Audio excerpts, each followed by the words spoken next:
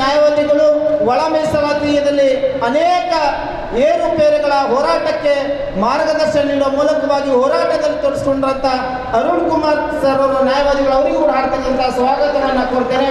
ಅದೇ ರೀತಿ ಇನ್ನೊಬ್ಬರು ನ್ಯಾಯವಾದಿಗಳಾಗಿರುವಂಥ ಅರುಂಧತಿ ಮೇಡಮ್ ಅವರಿಗೂ ಕೂಡ ಹಾಡ್ತಕ್ಕಂಥ ಸ್ವಾಗತವನ್ನು ಕೋರ್ತೇನೆ. ಅದೇ ರೀತಿ ಹೋರಾಟಗಾರಂಥ ದಶರಥ್ ಕಲಗುರ್ಗಿ ಅವರಿಗೂ ಕೂಡ ಹಾಡ್ತಕ್ಕಂಥ ಸ್ವಾಗತವನ್ನು ಕೋರುವಂಥ ಪ್ರಾಮಾಣಿಕ ವ್ಯಕ್ತಿ ಯಾರಾದರೆ ಅದು ವಿನೋದ್ ಕೆಪಿ ಅವರಂತೆ ನಾವು ಹೆಮ್ಮೆಯಿಂದ ಹೇಳಬೇಕಾಗ್ತದೆ. ಹಾಗಾಗಿ ಅವರಿಗೂ ಕೂಡ ಹಾಡ್ತಕ್ಕಂಥ ಸ್ವಾಗತವನ್ನು ಕೋರ್ತೇವೆ.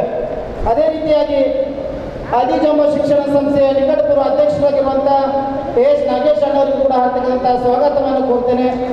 ಮೌನಪ್ಪ MD ಸಾಹೇಬರಿಗೂ ಕೂಡ ಸ್ವಾಗತವನ್ನು ಕೋರ್ತೇನೆ. ಅದೇ ರೀತಿ ಮಾಜಿ ಮಹಾಪೌರಂತ ಮಲ್ಲಪ್ಪ ಅಬ್ಷಳ್ ಅವರಿಗೂ ಕೂಡ ಹಾರ್ದಿಕದಂಥ ಸ್ವಾಗತವನ್ನು ಕೋರ್ತೇನೆ. ಡೋರ್ಕಕ್ಕಯ್ಯ ಸಮಾಜದ ಅಧ್ಯಕ್ಷರಾದಂಥ ಸಾಯಿಬಣ್ಣ ಹೋಳ್ಕರ್ ಅವರಿಗೂ ಕೂಡ ಸ್ವಾಗತಿಸ್ತೇನೆ.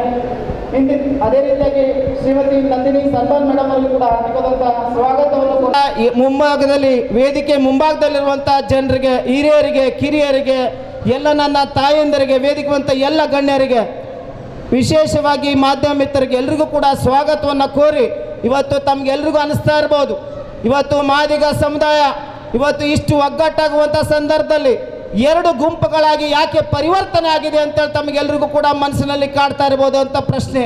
ಆದರೆ ಆ ಪ್ರಶ್ನೆಗೆ ಉತ್ತರವನ್ನು ಕೊಡೋಕ್ಕೆ ನಾನು ನಿಂತಿದ್ದೇನೆ.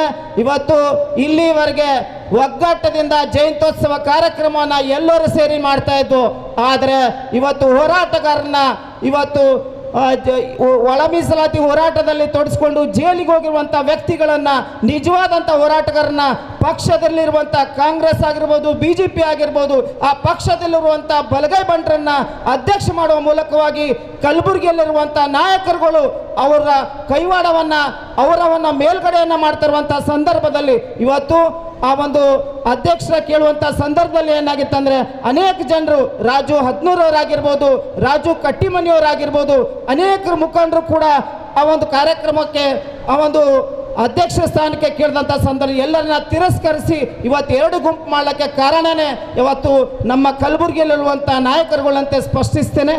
ಈಗ ತಾನೇ ಆಗಮಿಸಿರುವಂಥ ನಮ್ಮೆಲ್ಲರ ಅಚ್ಚುಮೆಚ್ಚಿನ ಗುರುಗಳು ಇದೆ. ಅದೇ ರೀತಿ ಒಳ ಮೀಸಲಾತಿಗಾಗಿ ಹೋರಾಟ ಮಾಡಿದಂಥ ಅನೇಕರಿಗೂ ಕೂಡ ಸತ್ಕಾರ ಇದೆ. ಗ್ರಾಮ ಪಂಚಾಯತ್ ಸದಸ್ಯರಾಗಿ ಆಯ್ಕೆಯಾಗಿರುವಂಥ ನಮ್ಮ ಸಮುದಾಯದವರಿಗೆ ಅವರಿಗೂ ಕೂಡ ಸತ್ಕಾರ ಇದೆ. ಅದೇ ರೀತಿ ವಿವಿಧ ಕ್ಷೇತ್ರದಲ್ಲಿ ಸಾಧನೆಗೈದಂಥ ಸಾಧಕರಿಗೂ ಕೂಡ ಗೌರವ ಸತ್ಕಾರವನ್ನು ಹಮ್ಮಿಕೊಂಡಿದ್ವಿ. ಹಾಗಾಗಿ ಈಗ ಕೆಲವೇ ನಿಮಿಷಗಳಲ್ಲಿ ಈ ಒಂದು ಕಾರ್ಯಕ್ರಮಕ್ಕೆ ಆಗಮಿಸಿ ಉದ್ಘಾಟನೆಗೊಳಿಸಿರುವಂಥ ಮಾಜಿ ಸಚಿವರಂಥ ಇನ್ನೊಂದು ಕಾರ್ಯಕ್ರಮ ಹೋಗಬೇಕಾದ ಮಾಲಿಕೆ ಸಾಹೇಬರು ಅವರು ಮಾತಾಡಬೇಕಾಗಿ ವಿನಂತಿಸ್ತೇನೆ. ಈ ಒಂದು ನಮ್ಮ ಆದಿ ಜಾಂಬವ ಸಮಾಜ ಇಷ್ಟೊಂದು ಬೃಹತ್ ಸಂಖ್ಯೆಯಲ್ಲಿ ಕರ್ನಾಟಕ ರಾಜ್ಯದಲ್ಲಿ ಇದ್ದರೂ ಕೂಡ ನಿಮ್ಮ ಅಂಕೆ ಸಂಖ್ಯೆಗೆ ಅನುಗುಣವಾಗಿ ನಿಮಗೆ ರಿಸರ್ವೇಷನ್ ಸಿಗಬೇಕು. ಎಲ್ಲೋ ಒಂದು ತಾರತಮ್ಯ ಆಗ್ತಾಯಿದೆ. ಯಾವುದೋ ಒಂದು ಒತ್ತಡದಲ್ಲಿ ಸರ್ಕಾರಗಳು ಮಣಿದು ಈ ಸಮಾಜಕ್ಕೆ ಅನ್ಯಾಯ ಮಾಡ್ತಾ ಇದ್ದಾರೆ. ಯಾವ ರೀತಿಯ ಅಂಕಿಅಂಶಗಳನ್ನು ಈಗಾಗಲೇ ನಮ್ಮ ನ್ಯಾಯಾಧೀಶರು, ಹಲವಾರು ಮುಖಂಡರು, ಹೋರಾಟಗಾರರು ತಮ್ಮ ಅನುಭವದ ಹಿನ್ನೆಲೆಯಲ್ಲಿ ಈ ಅಂಕಿಅಂಶ ಸರ್ಕಾರ ಗಮನಕ್ಕೆ ಏನು ತಂದಿದ್ದೀರಿ. ಕೆಲವರು ಪಂಡಿತರ ಒಂದು ಅಧ್ಯಯನದ ಮುಖಾಂತರ ಏನು ಅಂಕಿಅಂಶ ಬಂದಿದೆ. ಅದಕ್ಕೆ ನಿಮ್ಮ ನ್ಯಾಯ ಸಿಗಲೇಬೇಕು. ಆ ನ್ಯಾಯಕ್ಕಾಗಿ ನಾವು ಸದಾ ನಿಮ್ಮ ಜೊತೆಗೆ ಇರ್ತೇವೆ ಅನ್ನೋಂಥ ಮಾತನ್ನು ಕೂಡ ಈ ಸಂದರ್ಭದಲ್ಲಿ ಹೇಳ್ತಾ ಇದ್ದೀನಿ. ಇವತ್ತು ಬಾಬು ಜಗಜೀವನ್ ರಾವ್ ಅವರು ಇಂಥ ಒಂದು ಮಹಾನ್ ವ್ಯಕ್ತಿ. ಯಾವ ಭಾರತ ದೇಶದಲ್ಲಿ ಇವತ್ತು ಹಸಿರು ಕ್ರಾಂತಿ ಹರಿಕಾರ ಯಾಕಂತೆ ಅವರಿಗೆ ಹಲವಾರು ಖಾತೆಯ ಸಚಿವರಾಗಿ, ನೆಹರು ಮಂತ್ರಿಮಂಡಲದಿಂದ ಹಿಡಿದು ಇಂದಿರಾ ಗಾಂಧಿ ಮಂತ್ರಿಮಂಡಲ ಅವರಿಗೆ ಹಲವಾರು ಖಾತೆಯ ಕಾರ್ಮಿಕ ಸಚಿವರಾಗಿ, ಆಹಾರ ಖಾತೆಯ ಸಚಿವರಾಗಿ ಮತ್ತು ಕೃಷಿ ಇಲಾಖೆಯ ಸಚಿವರಾಗಿ, ಪ್ರಸಾರ ಮತ್ತು ಸಂಶೋಧನಾ ಇಲಾಖೆಯ ಸಚಿವರಾಗಿ ಹಲವಾರು ಖಾತೆಗಳನ್ನು ಅವರಿಗೆ ಕೊಟ್ಟಾಗ ಯಾವುದಕ್ಕೂ ಒಂದು ಕಳಂಕ ಬಾರದೆ ಭಾಳ ಎತ್ತರದಿಂದ ಶ್ರದ್ಧೆಯಿಂದ ಅವರ ಖಾತೆಗೆ ಮೆರುಗು ತರ್ತಕ್ಕಂಥ ರೀತಿಯಲ್ಲಿ ಕೆಲಸ ಮಾಡಿದಂಥ ವ್ಯಕ್ತಿ ಯಾರಾದರೂ ಇದ್ದರೆ ಡಾಕ್ಟರ್ ಬಾಬು ಜಗಜೀವನ್ ರಾವ್ ಅನ್ನೋಂಥ ಮಾತನ್ನು ಹೇಳಬೇಕಾಗ್ತದೆ. ಯಾವಾಗ ಎಮರ್ಜೆನ್ಸಿ ಡಿಕ್ಲೇರ್ ಆಯಿತು ಮರಿಬಾರ್ದು ನಾವು. ಇಂದಿರಾ ಗಾಂಧಿಯವರ ನೇತೃತ್ವದಲ್ಲಿ ಎಮರ್ಜೆನ್ಸಿ ಡಿಕ್ಲೇರ್ ಆದಾಗ ಅನೇಕ ಮಂತ್ರಿಮಂಡಲೀಯ ಸಚಿವರಿದ್ದರೂ ಕೂಡ ಯಾರೂ ಇಂದಿರಾ ಗಾಂಧಿಗೆ ಹೇಳಲಿಲ್ಲ ಈ ಎಮರ್ಜೆನ್ಸಿ ಡಿಕ್ಲೇರ್ ಮಾಡಿ ತಪ್ಪಿದೆ, ವಾಪಸ್ ತೊಗೋಬೇಕನ್ನೋಂಥ ಒತ್ತಡ ಬಾಬು ಜಗಜೀವನ್ ರಾವ್ ಕೊಟ್ಟಿದ್ರು ಆ ಸಂದರ್ಭದಲ್ಲಿ. ಆದರೆ ಅವರ ಮಗ ಸಂಜಯ್ ಗಾಂಧಿ ಕೇಳಲಿಲ್ಲ. ಅವರ ಮಗನ ಒತ್ತಡದ ಮೇಲೆ ಇಂದಿರಾ ಗಾಂಧಿ ಎಮರ್ಜೆನ್ಸಿ ಹಾಕಿ ಅನೇಕ ಗೊಂದಲ ವಾತಾವರಣ ಮಾಡಿ ಕಾಂಗ್ರೆಸ್ ಪಕ್ಷ ಇತಿಹಾಸ ಪಕ್ಷಕ್ಕೆ ಕಳಂಕ ತರ್ತಕ್ಕಂಥ ರೀತಿಯಲ್ಲಿ ವಾತಾವರಣ ನಿರ್ಮಾಣ ಆಗಿದ್ದು ತಾವೆಲ್ಲ ನೋಡಿದ್ದೀವಿ. ಹೀಗಾಗಿ ನಾನು ಯಾಕೆ ಮಾತನ್ನು ಹೇಳ್ತಾ ಇದ್ದೇನೆ, ಇಂಥ ಒಬ್ಬ ಸತ್ಪುರುಷರ ಜಯಂತಿಯನ್ನು ಆಚರಣೆ ಮಾಡ್ತಕ್ಕಂಥ ಉದ್ದೇಶ ಏನಿದೆ, ಬರೀ ವರ್ಷಕ್ಕೊಮ್ಮೆ ಸೇರಿ ನಾವು ಜಯಂತಿ ಆಚರಣೆ ಮಾಡೋದು ಆಮೇಲೆ ಅವ್ರಿಗೆ ಮರೆತು ಬಿಡೋದಲ್ಲ. ಅವರ ತತ್ವ, ಅವರ ಸಿದ್ಧಾಂತ ಈ ದೇಶಕ್ಕೆ, ನಾಡಿಗೆ ಏನು ಅವರು ಕೊಡುಗೆಯನ್ನು ಕೊಟ್ಟಿದ್ದಾರೆ, ಯಾವ ರೀತಿ ನಮ್ಮನ್ನು ಹುರಿದುಂಬಿಸಿದ್ದಾರೆ ಮತ್ತು ಅನೇಕ ಕಷ್ಟದಲ್ಲಿ, ಈಗಂತೂ ಹಲವಾರು ಸೌಲಭ್ಯಗಳಿವೆ.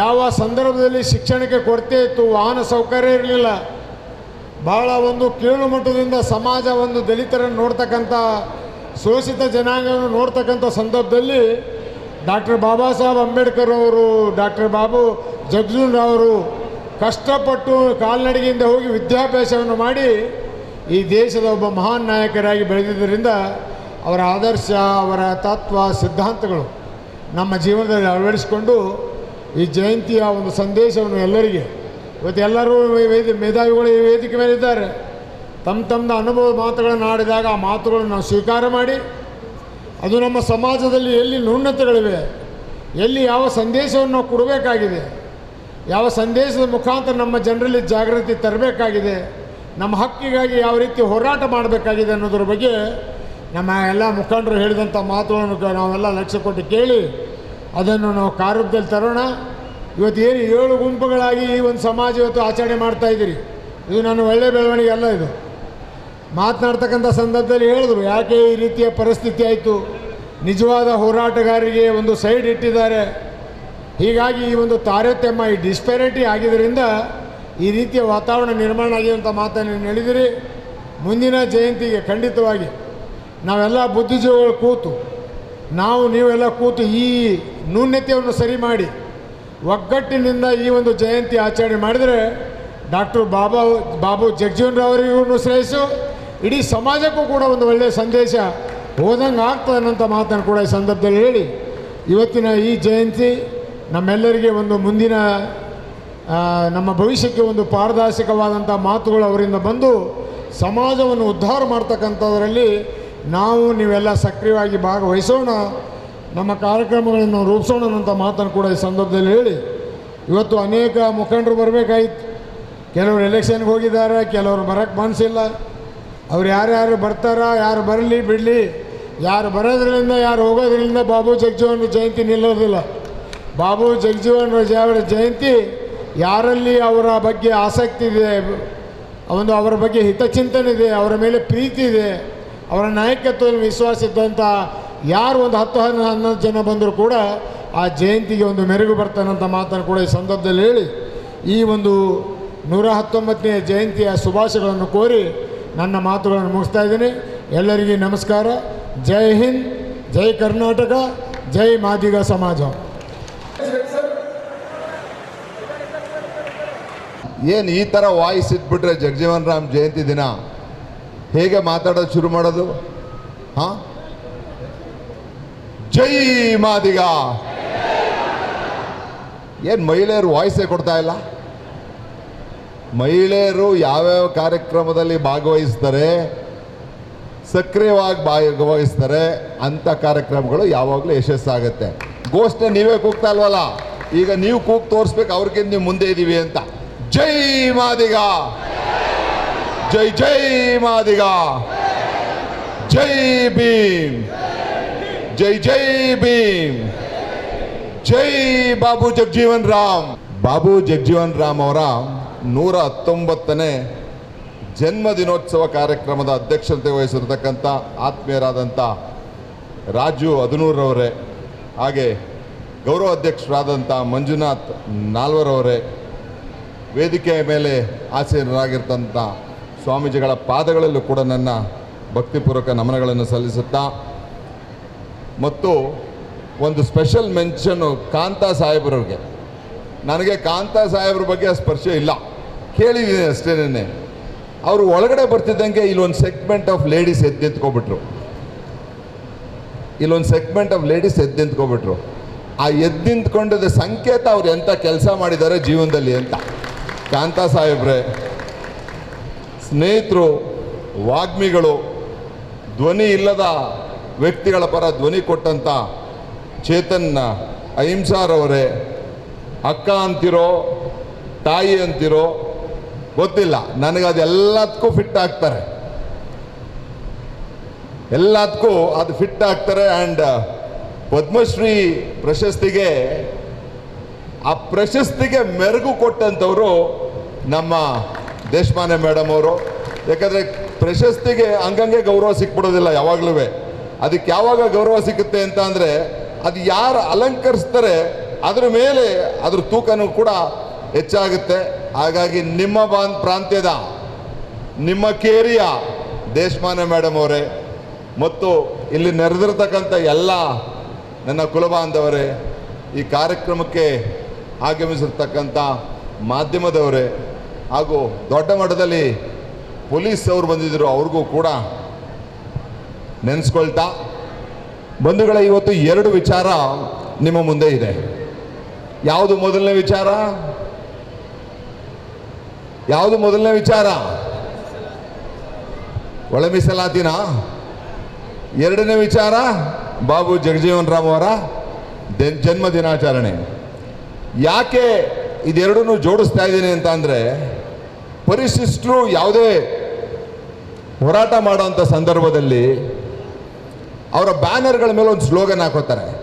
ಮಹಿಳೆಯರುಗಳು ಕೇಳ್ತಾ ಇದ್ದೀರಾ, ಏ ಅಮ್ಮ ಎಲ್ಲಿ ಹೋಗ್ತಿದ್ದೀರಾ? ಪರಿಶಿಷ್ಟ ಸಮಾಜದವರು, ನೊಂದವರು ಬೆಂದವರು ಹೋರಾಟ ಮಾಡೋಂಥ ಸಂದರ್ಭದಲ್ಲಿ ಅವ್ರ ಬ್ಯಾನರ್ ಮೇಲೆ 3 ಪದಗಳಿರ್ತವೆ, ನೋಡಿದ್ದೀರಾ? ಏನದು? ಆರ್ಗನೈಸ್, ಎಜುಕೇಟ್, ಆಜಿಟೇಟ್ ಅಂತ. ನೋಡಿದ್ದೀರಾ? ಇಂಗ್ಲೀಷ್ ಎಷ್ಟು ಜನಕ್ಕೆ ಅರ್ಥ ಆಗುತ್ತೆ? ಹೆಣ್ಮಕ್ಳು ಕೈ ಎತ್ತಿ, ಇಂಗ್ಲೀಷ್ ಎಷ್ಟು ಜನಕ್ಕೆ ಅರ್ಥ ಆಗುತ್ತೆ ನಾನು ಹೇಳಿದ್ದು ಹಿಂದೆ? Very good. Organise, educate, agitate. ಅಂದರೆ ಫಸ್ಟು ಪರಿಶಿಷ್ಟರು ತಮ್ಮ ಹಕ್ಕನ್ನು ಪಡ್ಕೊಳ್ಳಿಕ್ಕೆ ಸಂಘಟಿತರಾಗಿ ಫಸ್ಟು ಅಂತ. ಸಂಘಟಿತರಾಗಿದ್ದೀರಾ ನೀವು ಒಳ ಮೀಸಲಾತಿ ಪಡ್ಕೊಳ್ಳೋಕ್ಕೆ?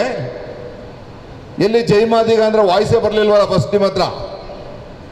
ಫಸ್ಟು ಸಂಘಟಿತರಾಗಬೇಕು. ಎರಡನೇದು, ನಮ್ಮ ಹಿನ್ನೆಲೆ, ನಮ್ಮ ಜಾತಿ, ಒಳ್ಳೆ ಉದ್ದೇಶಕ್ಕೆ ಹೇಳೋದಕ್ಕೆ ಕಿಂಚಿತ್ತನು ಸಂಕೋಚ, ಹೆದರಿಕೆ, ಯೋಚನೆ ಮಾಡಬಾರ್ದು. ಸರಿನಾ? ಅದಕ್ಕೆ ನಾವು ಎಲ್ಲ ಕಡೆ ಹೇಳೋದು ಜೈ ಮಾದಿಗ ಅಂತ. ಅದು ನಮ್ಮ ಸ್ವಾಭಿಮಾನದ ಸಂಕೇತ. ಇದು ಸಂಘಟನೆಗೆ. ಈಗ ನೀವು ಎಜುಕೇಟ, ಎಷ್ಟು ಜನ ಇಲ್ಲಿ ಮಹಿಳೆಯರಲ್ಲಿ 10th ಪಾಸ್ ಮಾಡಿದ್ದೀರಾ? ಕೈ ಎತ್ತಿ. 10th ಪಾಸ್ ಮಾಡಿರೋರು, 10th ಇಂದ ಮೇಲ್ಪಟ್ಟಂಥವ್ರು ನೋಡಿ, ಸಂಖ್ಯೆ ಬಹಳ ಕಡಿಮೆ ಇದೆ. ಇಲ್ಲಿ ಗಮನ ಹರಿಸಬೇಕು. ಪರಿಶಿಷ್ಟರು ನಮಗೆ ನಮ್ಮ ಹಕ್ಕುಗಳನ್ನು ಪಡ್ಕೊಳ್ಳೋಂಥ ನಿಟ್ಟಿನಲ್ಲಿ ಮುಂದಿನ ದಿನಗಳಲ್ಲಿ ಒಳ ಮೀಸಲಾತಿ ಜಾರಿಯಾಗ ತನಕ ನಾವು ನೀವೆಲ್ಲ ಬಿಡಲ್ಲ. ಒಳ ಮೀಸಲಾತಿ ಜಾರಿ ಆದಮೇಲೆ ನಿಮಗೆ ಗೊತ್ತಿರಲಿ, ಪರಿಶಿಷ್ಟ ಜಾತಿ ಒಳಗಡೆ ನಮ್ಮ ಮಾದಿಗ ಸಮಾಜಕ್ಕೆ ಸುಮಾರು 12 ರಿಂದ 13 ಸಾವಿರ ಕೋಟಿ ದುಡ್ಡು ಬರುತ್ತೆ. ಎಷ್ಟು ಬರುತ್ತೆ? ಕೇಳಿಸ್ತೇನೆ ಇಲ್ಲ ನನಗೆ. 12 ರಿಂದ 13 ಸಾವಿರ ಕೋಟಿ ರೂಪಾಯಿಗಳು ಸಿಗುತ್ತೆ ನಿಮಗೆ. ಅದು ದುಡ್ಡು ಕೊಡ್ತಾರೆ ಅಂದಾಗ ನೀವು ಓದಿರಬಾರ್ದಾ? ನೀವು ಯಾವ್ದಾದ್ರು ಕಲೆ ಬಗ್ಗೆ ವಿದ್ಯೆ ಪಡ್ಕೊಂಡಿರಬಾರ್ದಾ? ಅಥವಾ ನೀವೇ ಸ್ವಯಂ ಉದ್ಯೋಗ ಮಾಡ್ತೀವಿ ಅಂತಂದ್ರೆ ಅದಕ್ಕೆ ಸಂಬಂಧಪಟ್ಟಂತ ಜ್ಞಾನ ಪಡ್ಕೊಂಡಿರಬಾರ್ದಾ? ಇದಕ್ಕೆ ಹೇಳಂಥದ್ದು ಪರಿಶಿಷ್ಟರು ಮೇಲೆ ಬರಬೇಕಂತ ಅಂದ್ರೆ ಆ ಸ್ಲೋಗನ್ ಪ್ರಕಾರ ಎಜುಕೇಟ್.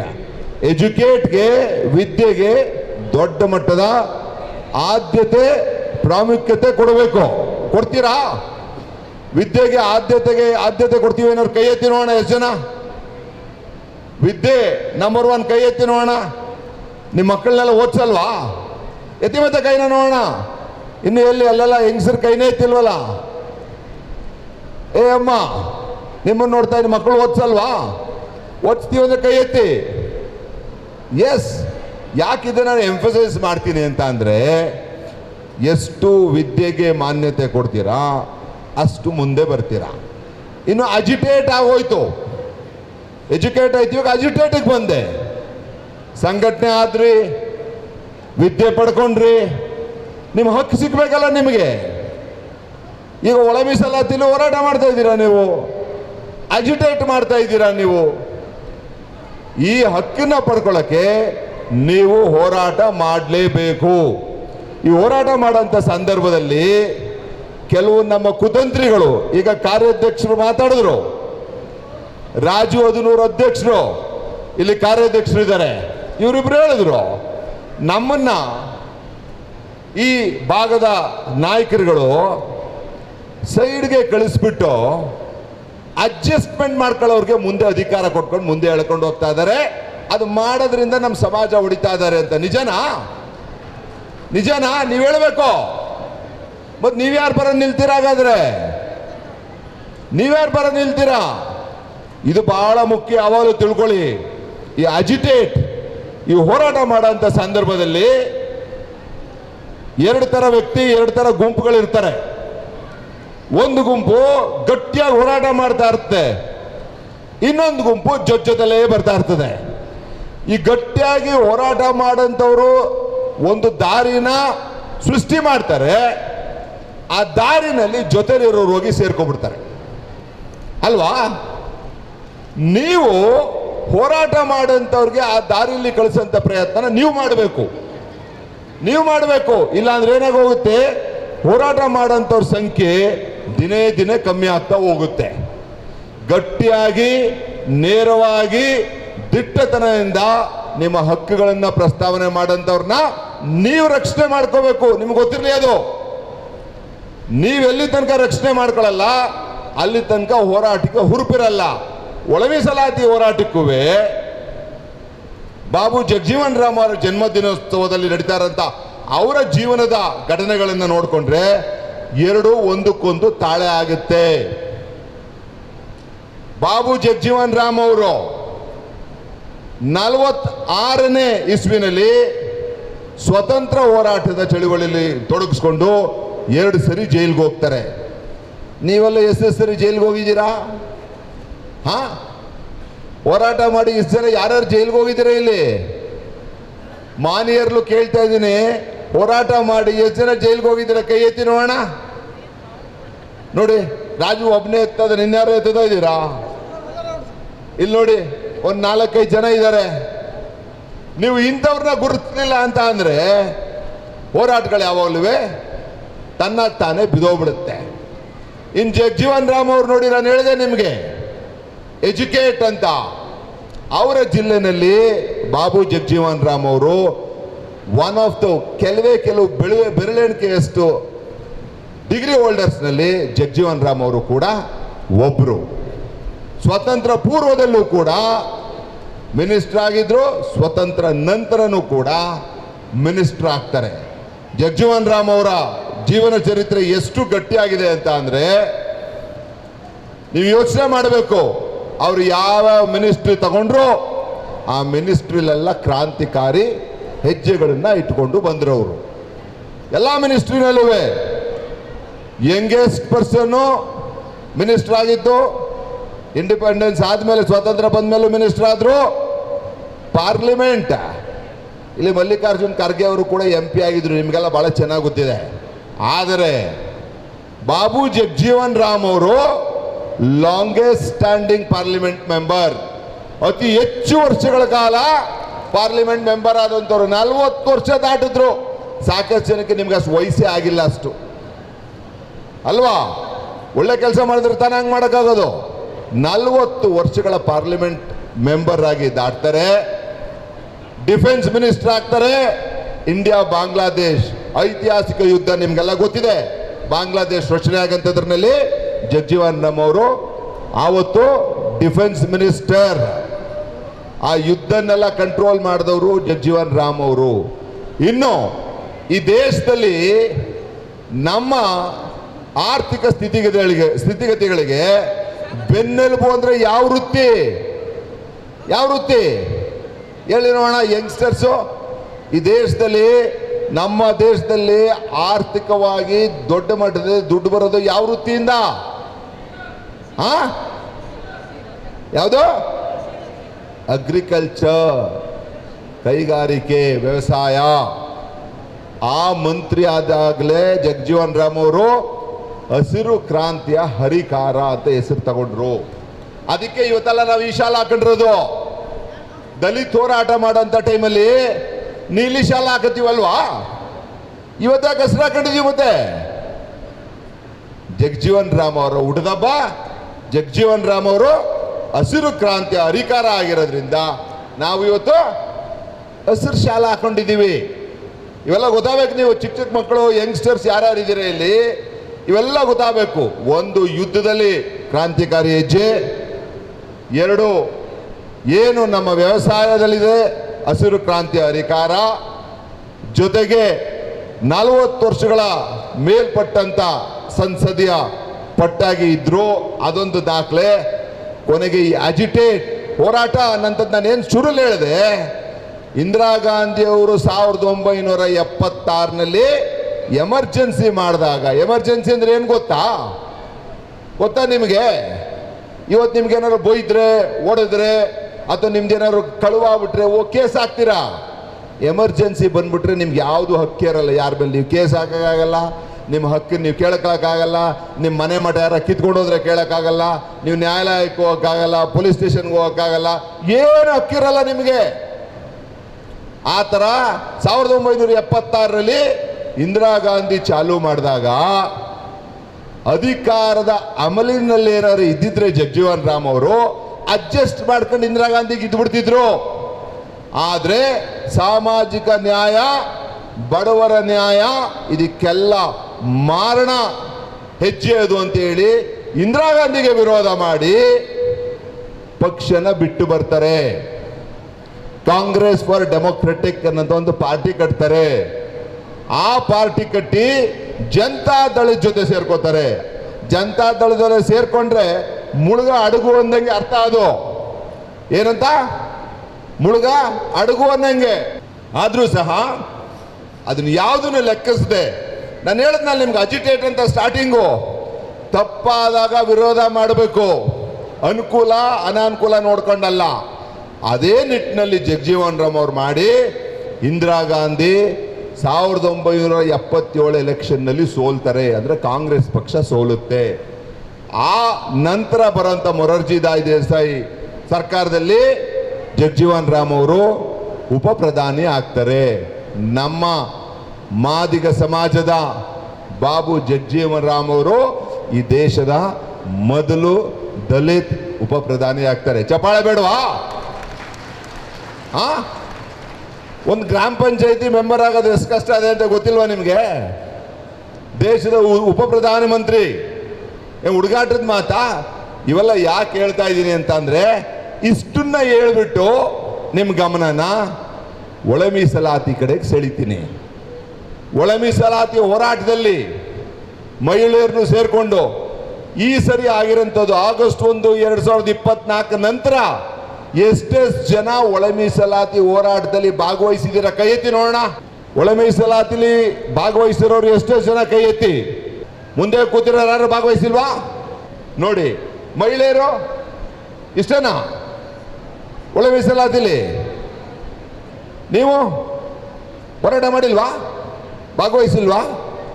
ಕೈ ಎತ್ತಿ. ಮತ್ತೆ ವಯಸ್ಸಾಗಿರೋರು ಕೈ ಎತ್ತಿದ್ರೆ ಯುವಕರಿಗೆ ಸ್ಫೂರ್ತಿ. ಒಳ್ಳೆ ದೊಡ್ಡ ಸಂಖ್ಯೆಯಲ್ಲಿ ಮಾಡಿದ್ದೀರಾ. ಒಂದು ಹೇಳ್ತೀನಿ ಕೇಳಿ, ನಿಮ್ಮೆಲ್ಲರ ಹಕ್ಕನ್ನ ಯಾರು ಕಸ್ಕೊಳ್ಳೋಕ್ಕಾಗಲ್ಲ. ಮಾದಿಗ ಸಮಾಜಕ್ಕೆ ಇಲ್ಲಿವರೆಗೂ ದೌರ್ಜನ್ಯ, ದಬ್ಬಾಳಿಕೆ ದಿಕ್ ತಪ್ಪಿಸಿ ನಮ್ಮ ಪಾಲನ ಇತರರು ಕಿತ್ಕೊಂಡು ತಿನ್ಕೊಂಡು ತೇಗಿದ್ದೆಲ್ಲ ಆಯ್ತು. ಇನ್ನು ಮುಂದೆ ಹಂಗಾಗಲ್ಲ. ಇನ್ನು ಮುಂದೆ ಆಗಕ್ಕೆ ನಾವು ನೀವೆಲ್ಲ ಬಿಡಲ್ಲ. ಕೂಡ ಬಿಡ್ತೀವ? ಯಾವುದೇ ಕಾರಣಕ್ಕೂ ಬಿಡಲ್ಲ. ಆದರೆ ನಾವು ನಮ್ಮ ಹಕ್ಕನ್ನ ಪ್ರತಿಪಾದಿಸ್ತೀವಿ, ನಮ್ಮ ಹಕ್ಕನ್ನ ಪಡ್ಕೊಳಕ್ ಹೋರಾಟ ಮಾಡ್ತೀವಿ. ಇನ್ನೊಬ್ಬರ ಹಕ್ಕನ್ನ ಕಸ್ಕೊಳಕ್ಕಾಗ್ಲಿ, ಮೋಸ, ವಂಚನೆ, ದಗಬಾಜಿಂದ ಬೇರೆಯವ್ರಿಗೆ ಮೋಸ ಮಾಡಿ ನಾವು ತಗೊಳ್ಳೋದಾಗ್ಲಿ ಹಿಂದೆನೂ ಇರಲಿಲ್ಲ, ಇವತ್ತೂ ಇಲ್ಲ, ಮುಂದೆನೂ ಇರಲ್ಲ. ಈ ಮಾದಿಗ ಸಮಾಜಕ್ಕೆ ಇರುತ್ತಾ? ಆದ್ರೆ ನಮ್ಮಕ್ಕನ್ನ ಕಿತ್ಕೊಳ್ಳೋಂಥವ್ರಿಗೆ ಪ್ರಾಣ ತ್ಯಾಗ ಮಾಡಾದ್ರೂ ಸಹ ಅದನ್ನ ರಕ್ಷಣೆ ಮಾಡ್ತೀವಿ ನಾವು ನೀವೆಲ್ಲ. ಹೌದಲ್ವಾ? ಹೌದಲ್ವಾ? ಹಾಗಾಗಿ ಬಂಧುಗಳೇ, 9ನೇ ತಾರೀಕು ಏನು 9ನೇ ತಾರೀಕು ಏನು ಗಮನಿಸ್ತಾ ಇದ್ದೀರಾ? ಒಳ ಮೀಸಲಾತಿದು ಏನು 9ನೇ ತಾರೀಕು ಸಚಿವ ಸಂಪುಟ ಸಭೆಯಲ್ಲಿ ತೀರ್ಮಾನ ಮಾಡ್ತೀವಿ ಅಂತ ಹೇಳಿದ್ದಾರೆ. By election code of conduct ಬಂದ್ಬಿಟ್ಟಿದೆ, ಹಾಗಾಗಿ ತೀರ್ಮಾನ ಮಾಡೋಕ್ಕಾಗಿಲ್ಲ. 9ನೇ ತಾರೀಕು ತೀರ್ಮಾನ ಮಾಡ್ತೀವಿ ಅಂತ. ನೀವು ಕಲಬುರಗಿಯಿಂದ ಜನ ಬರಲಿಲ್ಲ ಅಂತ ಅಂದರೆ, ಕಲಬುರಗಿ ನೀವು ಕಾಂಗ್ರೆಸ್ ಪವರ್ ಸೆಂಟರ್, ನಿಮ್ಮ ಜಿಲ್ಲೆಯವರೇ ದೊಡ್ಡ ದೊಡ್ಡ ಲೀಡರ್ಸ್ ಇರೋದಲ್ವಾ? ಅಥವಾ ನಿಮ್ಮಲ್ಲೂ ಅಡ್ಜಸ್ಟ್ಮೆಂಟ್ ಪಾಲಿಟಿಕ್ಸ್ ಮಾಡ್ತಾ ಇದ್ದೀರಾ? ಅಡ್ಜಸ್ಟ್ಮೆಂಟ್ ಪಾಲಿಟಿಕ್ಸ್ ಮಾಡ್ತಾ ಇದ್ದೀರಾ? ಅಡ್ಜಸ್ಟ್ಮೆಂಟ್ ಪಾಲಿಟಿಕ್ಸ್ ಮಾಡೋರ್ಗೆ ಯಾರಿಗೂ ಭವಿಷ್ಯ ಇರಲ್ಲ. ಇವತ್ತು ನಾನು ಹೇಳ್ತಾ ಇದ್ದೀನಿ, ಜ್ಞಾಪಕ ಇಟ್ಕೊಬಿಡಿ. ಅಡ್ಜಸ್ಟ್ಮೆಂಟ್ ಪಾಲಿಟಿಕ್ಸ್ ಮಾಡೋರ್ಗೆ ಮುಂದಿನ ದಿನದಲ್ಲಿ ಯಾರಿಗೂ ಭವಿಷ್ಯ ಇರಲ್ಲ. ಯಾರು ಸಮಾಜದ ಪರ ನ್ಯಾಯಯುತವಾದಂಥ ಗಟ್ಟಿಯಾಗಿ ನೇರವಾಗಿ ಮಾತಾಡ್ತಾರೆ ಅವ್ರಿಗೆ ಮುಂದಿನ ದಿನದಲ್ಲಿ ಭವಿಷ್ಯ ಅಂತ ಹೇಳ್ತಾ 9ನೇ ತಾರೀಕು ಕಾಯೋಣ. 9ನೇ ತಾರೀಕು ಮಾದಿಗ ಸಮಾಜಕ್ಕೆ ಏನಾದರೂ ನ್ಯಾಯ ಕೊಡುವಂಥ ನಿಟ್ಟಿನಲ್ಲಿ ಒಳ ಮೀಸಲಾತಿನಲ್ಲಿ ಸರ್ಕಾರ ಹೆಜ್ಜೆ ಇಟ್ಟಿಲ್ಲ ಅಂತ ಅಂದ್ರೆ ಮಹಿಳೆಯರೆಲ್ಲ ಬೆಂಗಳೂರಿಗೆ ಬರ್ತೀರಾ? ಬರ್ತೀರಾ? ಎಷ್ಟು ಜನ ಬೆಂಗಳೂರಿಗೆ ಬರ್ತೀರಾ? ಕೈ ಎತ್ತಿ ನೋಡೋಣ. ಶಬಾಷ್, ಹಿಂಗಿರ್ಬೇಕು. ಹಾಗಾಗಿ ನಮ್ಮ ಮಕ್ಕನ್ನ ಪಡೆದೇ ತೀರೋಣ ಅಂತ ಹೇಳ್ತಾ, ಕಲಬುರಗಿಗೆ ನನ್ನ ಕರೆಸಿ ನಿಮ್ಮನ್ನೆಲ್ಲ ಉದ್ದೇಶಿಸಿ ಮಾತಾಡೋಕೆ ಅವಕಾಶ ಮಾಡಿಕೊಟ್ಟಂತ ರಾಜು ಆಗಲಿ ಮತ್ತು ಕಾರ್ಯಾಧ್ಯಕ್ಷರಾದಂಥ ಮಂಜು, ಗೌರಾಧ್ಯಕ್ಷರು ನೋಡಿ ಬನ್ನಿ, ಇಲ್ಲಿ ಹೇಳ್ತೀನಿ. ಯಾವಲ್ಲೂ ನಾನು ಎಲ್ಲರಿಗೂ ಹೇಳ್ತೀನಿ, ಈ ಹೈಟಲ್ಲಿ ಸ್ವಲ್ಪ ಕುಳ್ರಿದ್ರೆ ಭಾಳ ಬುದ್ಧಿವಂತರು ಇರ್ತಾರೆ ಅಂತ. ನಿಜನಾ? ನೋಡಿ, ಎಡಬಲ ಇಬ್ರು ಒಳ್ಳೆ ಬುದ್ಧಿವಂತರಿದ್ದಾರೆ ನಿಮ್ಮ ಮುಂದೆ. ನೀವು ರಾಜು ಗಮನಿಸಿದ್ದೀನಿ, ಒಳ ಮೀಸಲಾತಿ ಹೋರಾಟ ಮಾಡೋಕೆ ಯಾವತ್ತೋ 16 ವರ್ಷ ಹಿಂದೆ CM ಅವ್ರು ಬಂದಾಗ ಹೋರಾಟ ಮಾಡಿಬಿಟ್ಟು ಒದಿಸ್ಕೊಂಡು ಬದಿಸ್ಕೊಂಡು ಎತ್ತಾಕೊಂಡು ಮುದ್ರಕೊಂಡು ಎತ್ಕೊಂಡು ಹೋಗ್ತಾರಲ್ಲ, ಹಂಗೆ ಎತ್ಕೊಂಡು ಕೇಸ್ ಹಾಕಿ ಒಳಗೆ ಕೂರಿಸಿದ್ರು. ಕಾರ್ಯಾಧ್ಯಕ್ಷರು ಗಟ್ಟಿಯಾಗಿ ಮೊದಲೇ ಹೇಳಿದ್ರು, ಇಲ್ಲ ನಮ್ಮ ಜೊತೆ ಇರಿ, ಇಲ್ಲ ನಿಮ್ಮ ಜೊತೆ ಇರಿ ಅಂತ. ನಾವು ಹೋರಾಟದಲ್ಲೆಲ್ಲ ಹೇಳ್ತಾ ಇರೋದು ಹಂಗೇನೇ. ಅರುಣ್ ಕುಮಾರ್ ಮಾತಾಡೋದು ಸರಿ ಇದ್ರೆ ನಮ್ಮ ಜೊತೆ ಇರಿ, ಅರುಣ್ ಕುಮಾರ್ ಮಾತಾಡೋದು ಸರಿ ಇಲ್ಲ ಅಂದ್ರೆ ನಮ್ಮ ಜೊತೆ ಇರಬೇಡಿ. ಆದರೆ ಸಮಾಜಕ್ಕೆ ಮಾತ್ರ ಮೋಸ ಮಾಡಬೇಡಿ, ಸಮಾಜಕ್ಕೆ ಮಾತ್ರ ಮೋಸ ಮಾಡಬೇಡಿ. ನೀವಿಡೋಂಥ ಹೆಜ್ಜೆ ನಿಮ್ಮ ಪೀಳಿಗೆ, ನಿಮ್ಮ ಮುಂದಿನ ಪೀಳಿಗೆಗೆ ನಾಂದಿ ಆಗುತ್ತೆ, ದಾಪುಕಾಲಾಗುತ್ತೆ ಅಂತ ಹೇಳ್ತಾ, ನೀವೆಲ್ಲರೂ ಇವತ್ತಿಲ್ಲಿ ಬಂದು ಇಷ್ಟು ದೊಡ್ಡ ಮಟ್ಟದಲ್ಲಿ ಸೇರಿ ಕಾರ್ಯಕ್ರಮ ಯಶಸ್ಸು ಮಾಡಿದ್ದೀರಾ. ನಿಮ್ಮೆಲ್ಲರಿಗೂ ಅಭಿನಂದಿಸಿ, ವೇದಿಕೆಯವರಿಗೆಲ್ಲರಿಗೂ ಅಭಿನಂದಿಸಿ, ಅಧ್ಯಕ್ಷರು ಕಾರ್ಯದರ್ಶಿಗಳಿಗೆ ನನ್ನನ್ನು ಕರೆಸಿರೋದಕ್ಕೆ ಅವರಿಗೆ ನನ್ನ ಕೃತಜ್ಞತೆಗಳನ್ನ ಸಲ್ಲಿಸಿ ನನ್ನ ಮಾತನ್ನ ಮುಗಿಸ್ತೀನಿ. ಜೈ ಮಾದಿಗ. ನೀವೇನಾದ್ರು ಕೂಗ್ಲಿಲ್ಲ ಅಂದ್ರೆ ನಾನು ಇನ್ನೂ ಮೈಕಲ್ಲಿ ಇನ್ನೂ ಶುರು ಮಾಡ್ತಾ ಇರ್ತೀನಿ ತಿರ್ಗಾ, ಅಲ್ವಾ? ಹೆಂಗ್ ಕೂಗ್ಬೇಕು ಹಂಗೆ ಅಳ್ಳಾಡ್ಬೇಕು, ಹಂಗೆ ಬಿಲ್ಡಿಂಗು. ನಾವೆಲ್ಲ ಹೇಳ್ತೀವಿ ಕೂಗಿದ್ರೆ ವಿಧಾನಸೌಧಕ್ಕೆ ಕೇಳಬೇಕು ಅಂತ. ನೀವು ಬಿಲ್ಡಿಂಗ್ ಇದ್ರೆ ಹೊರಗೋಯ್ತಲ್ವಲ್ಲ, ಇದು ಕೂಗೋಣ. ಜೈ ಮಾದಿಗ, ಜೈ ಜೈ ಮಾದಿಗ. ಇವ್ರು ಕೂಗ್ತಾರಷ್ಟು ಅರ್ಧನೂ ಕೂಗ್ತಿಲ್ಲ ನೀವು, ಮಹಿಳೆಯರು ಕೂಗ್ತಾರಷ್ಟು ಮಾನ್ಯರು ಅರ್ಧನೂ ಕೂಗ್ತಿಲ್ಲ. ದಯಮಾಡಿ ಇನ್ನೊಂದ್ಸರಿ ಜೈ ಮಾದಿಗ, ಜೈ ಜೈ ಮಾದಿಗ. ಎಲ್ರಿಗೂ ನಮಸ್ಕಾರ. ನಮ್ಮೂರಲ್ಲಿ ಬಾಬು ಜಗಜೀವನ್ ರಾಮ್ ಜಯಂತಿ 5 ಗಂಟೆಗೆ ನಾನು ಹೋಗಬೇಕಾಗಿ ಅದಕ್ಕಾಗಿ ಎದ್ದೆ, ಯಾರೂ ತಪ್ಪು ಭಾವಿಸಬಾರದು. ಜಗಜೀವನ್ ರಾಮ್ ಅವರು ಈಗಲೂ ತನಕ ನ್ಯಾಯವಾದಿಗಳು ಹೇಳಿದರು, ನಮ್ಮ ದೇಶದ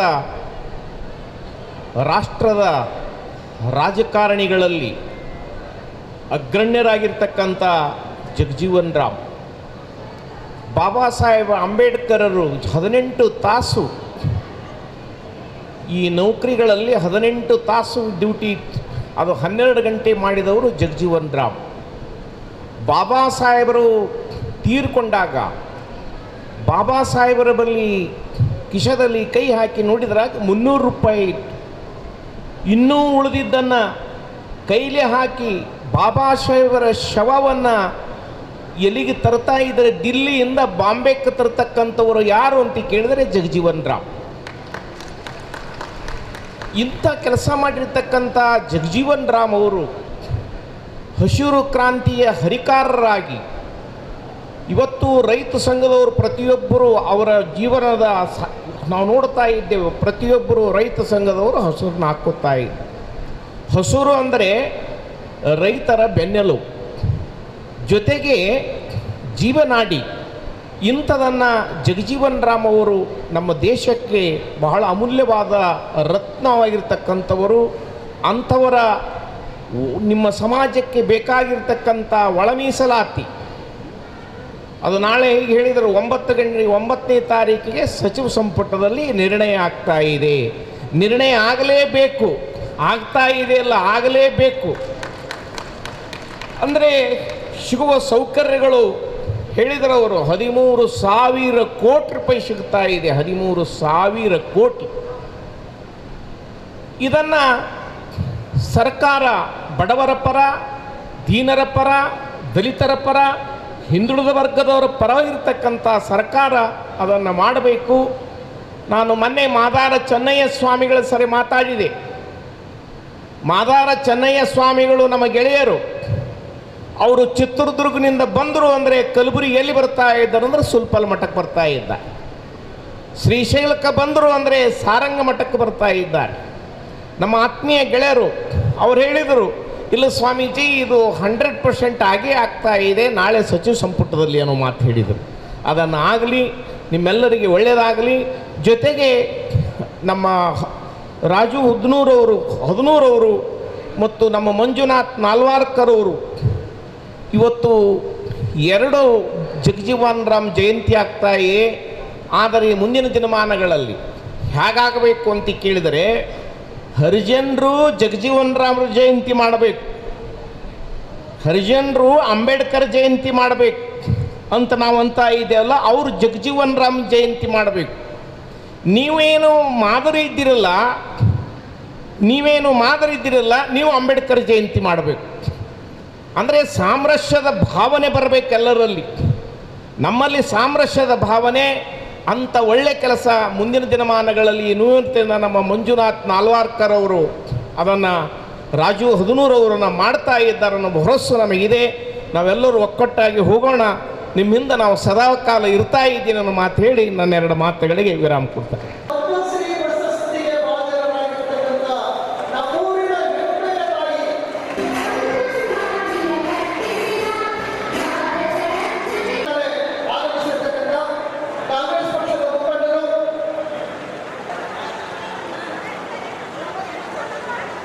ಮಾಜಿ ಕಾರ್ಮಿಕ ಸಚಿವರಿಗೆ ಊಟದ ವ್ಯವಸ್ಥೆ ದಯಮಾಡಿ 15-20 ನಿಮಿಷ ತಮಗೆ ಅವಕಾಶ ಮಾಡಿಕೊಡ್ಬೇಕಾಗಿ ವಿನಂತಿಸಿಕೊಳ್ತೇನೆ. ಎಲ್ಲ ನಮ್ಮ ಮಾತೆಯರು ವೇದಿಕೆಯನ್ನು ಬಿಟ್ಟು ದಯಮಾಡಿ ಕೂತ್ಕೊಳ್ಳಬೇಕಂತ ಅನೇಕ ವಿಚಾರಗಳು ಮಾತಾಡಿದ್ದೀವಿ.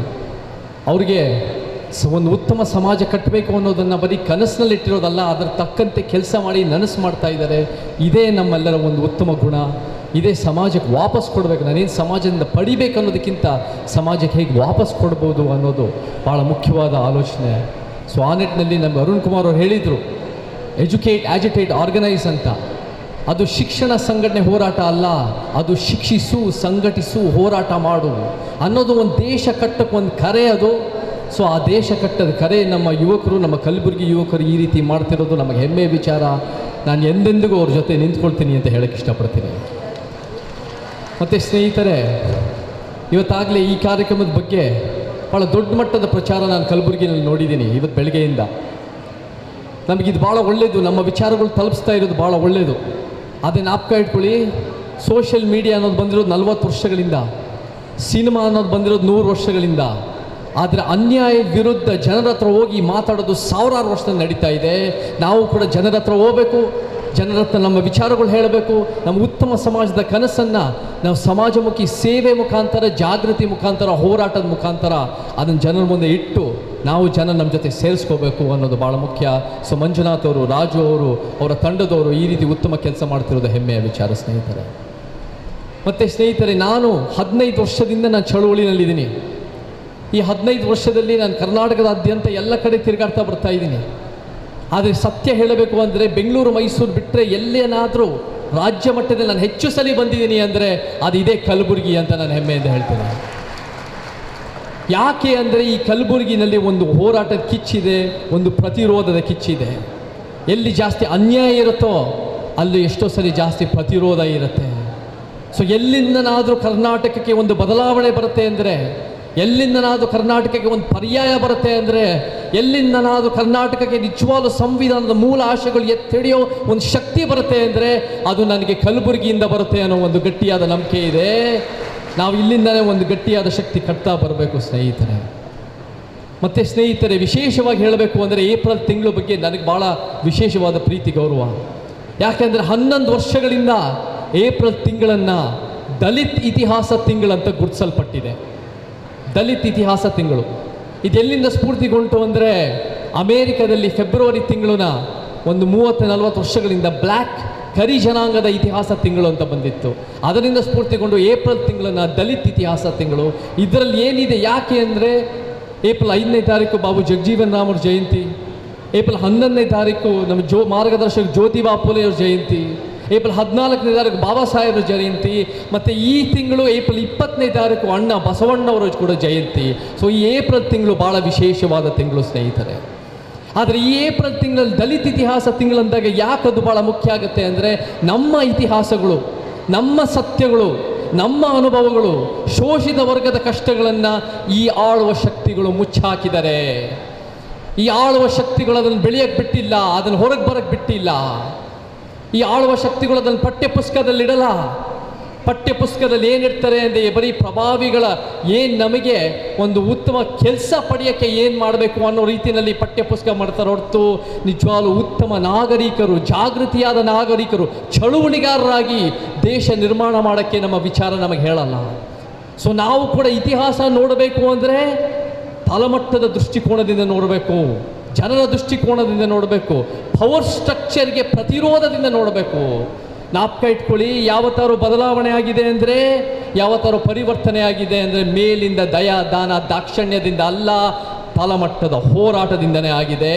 ಸೊ ಆ ತಳಮಟ್ಟದ ಹೋರಾಟನೇ ದಲಿತ ಇತಿಹಾಸ ತಿಂಗಳು. ನಾವು ಈ ವಿಚಾರಗಳನ್ನ ಬರೀ 1 ತಿಂಗಳಿಗೆ 30 ದಿನಕ್ಕೆ ಸೀಮಿತ ಮಾಡೋದಲ್ಲ, ಇನ್ನು ನಾವೆಲ್ಲ 365 ದಿನವೂ ಕೂಡ ಈ ವಿಚಾರಗಳನ್ನ, ನಮ್ಮ ಸತ್ಯದ ಇತಿಹಾಸನ, ಯಾಕಂದರೆ ಶಿಕ್ಷಣ ಅಂದರೆ ಬರೀ ಪಠ್ಯಪುಸ್ತಕದ ಶಿಕ್ಷಣ ಅಲ್ಲ. ಇವತ್ತು ಬಾಬಾ ಸಾಹೇಬ್ರ ವಿಚಾರ ಹೇಳ್ತೀವಿ, ಶಿಕ್ಷಿಸು ಅಂತ ಹೇಳ್ತೀವಿ, ಎಜುಕೇಟ್ ಅಂತ ಹೇಳ್ತೀವಿ. ಪಠ್ಯಪುಸ್ತಕದ ಶಿಕ್ಷಣ ಸೀಮಿತ ಮಾಡೋದಲ್ಲ, ನಿಜವಾದ ಸತ್ಯ ಇತಿಹಾಸ ನಮಗೆ ಗೊತ್ತಾಗೋದು ಚಳುವಳಿಯ ಶಿಕ್ಷಣದಿಂದ. ಸೊ ನಮ್ಮ ಯುವಕರು, ನಮ್ಮ ವಿದ್ಯಾರ್ಥಿಗಳು, ನಮ್ಮ ಎಲ್ಲ ಜಾತಿ ಜನಾಂಗದವರು ಭಾಳ ಮುಖ್ಯವಾಗಿ ಚಳುವಳಿಗೆಂದು ಸೇರಿ ನಮ್ಮ ಸತ್ಯ ಇತಿಹಾಸಗಳನ್ನು ಹೊರಗೆ ತರ್ತಾ ಬರಬೇಕು ಸ್ನೇಹಿತರೆ. ಮತ್ತು ಭಾಳ ಮುಖ್ಯವಾಗಿ ಇವತ್ತು ಬಾಬು ಜಗಜೀವನ್ ರಾಮ್ ಜಯಂತಿ ದಿನ ಏನಂತ ಗುರುತಿಸಲ್ಪಟ್ಟಿದ್ದೀವಿ ಅಂದರೆ ಸಮತಾ ದಿವಸ್ ಅಂತ ಗುರುತಿಸಲ್ಪಟ್ಟಿದೆ, ಈಕ್ವಾಲಿಟಿ ದಿನ ಅಂತ ಗುರುತಿಸಲ್ಪಟ್ಟಿದೆ. ಸಮಾನತೆ ಅನ್ನೋದೇ ನಮ್ಮ ಗುರಿ. ಏನಿದು ಸಮಾನತೆ, ಏನಿದು ಉತ್ತಮ ಸಮಾಜ? ನನ್ನ ಪ್ರಕಾರ, ನನ್ನ ವ್ಯಾಖ್ಯಾನದ ಪ್ರಕಾರ, ಯಾಕಂದರೆ ನಾವು ಉತ್ತಮ ಸಮಾಜ ನಾವು ವ್ಯಾಖ್ಯಾನ ಮಾಡಿಲ್ಲ ಅಂದರೆ ಬೇರೆಯವ್ರು ನಮಗೆ ವ್ಯಾಖ್ಯಾನಿಸಿ ನಮ್ಮ ಮೇಲೆ ಅವ್ರ ವ್ಯಾಖ್ಯಾನ ನಮ್ಮ ಮೇಲೆ ಹೇರ್ತಾರೆ. ಅವರ ಸತ್ಯಗಳು, ಅವರ ಮೂಗನೇರದ ಸತ್ಯಗಳು ನಮ್ಮ ಮೇಲೆ ಹಾಕ್ಬಿಟ್ಟು ಇದೇ ಸತ್ಯ ಅನ್ನೋ ರೀತಿ ಬಿಂಬಿಸ್ತಾರೆ. ನಮಗೆ ಒಂದು ಉತ್ತಮ ಸಮಾಜ ಅಂದರೆ ಒಂದು ಸಮಾನತೆಯ ಸಮಾಜ. ನಮಗೆ ಬಾಬೂಜಿ ಜಗಜೀವನ್ ರಾಮ್ ಕಂಡಿರೋ ಕನಸಂದರೆ, ಬಾಬಾ ಸಾಹೇಬ್ ಅಂಬೇಡ್ಕರ್ ಕಂಡಿರೋ ಕನಸಂದರೆ, ಬುದ್ಧ ಬಸವ ಕಂಡಿರೋ ಕನಸಂದರೆ, ಜ್ಯೋತಿಬಾ ತಂದೆ ಪೆರಿಯಾರ್ ಕಂಡಿರೋ ಕನಸಂದರೆ, ಕುವೆಂಪು ಕಂಡಿರೋ ಕನಸಂದರೆ, ನಮ್ಮ ಪ್ರಕಾರ ಅದು ಒಂದು ಸಮಾಜ. ಆ ಸಮಾಜನ ನಿರ್ಮಾಣ ಮಾಡಬೇಕು. ಹೇಗೆ ಅಂದರೆ ಸಮಾನತೆ ಅನ್ನೋದು ಆದರ್ಶ ಸಮಾಜ. ನಾವೆಲ್ಲರೂ ನೋಡಿ ಬೇರೆ ಬೇರೆ ಜಾತಿಗಳು ಹುಟ್ಟಿದ್ದೀವಿ, ಇದು ಯಾವುದು ನಮ್ಮ ಕೈಯಲ್ಲಿನ ನಮ್ಮ ಆಯ್ಕೆ ಅಲ್ಲ. ಬೇರೆ ಬೇರೆ ಲಿಂಗಗಳಿಗೆ ಹುಟ್ಟಿದ್ದೀವಿ, ಅದು ನಮ್ಮ ಆಯ್ಕೆ ಅಲ್ಲ.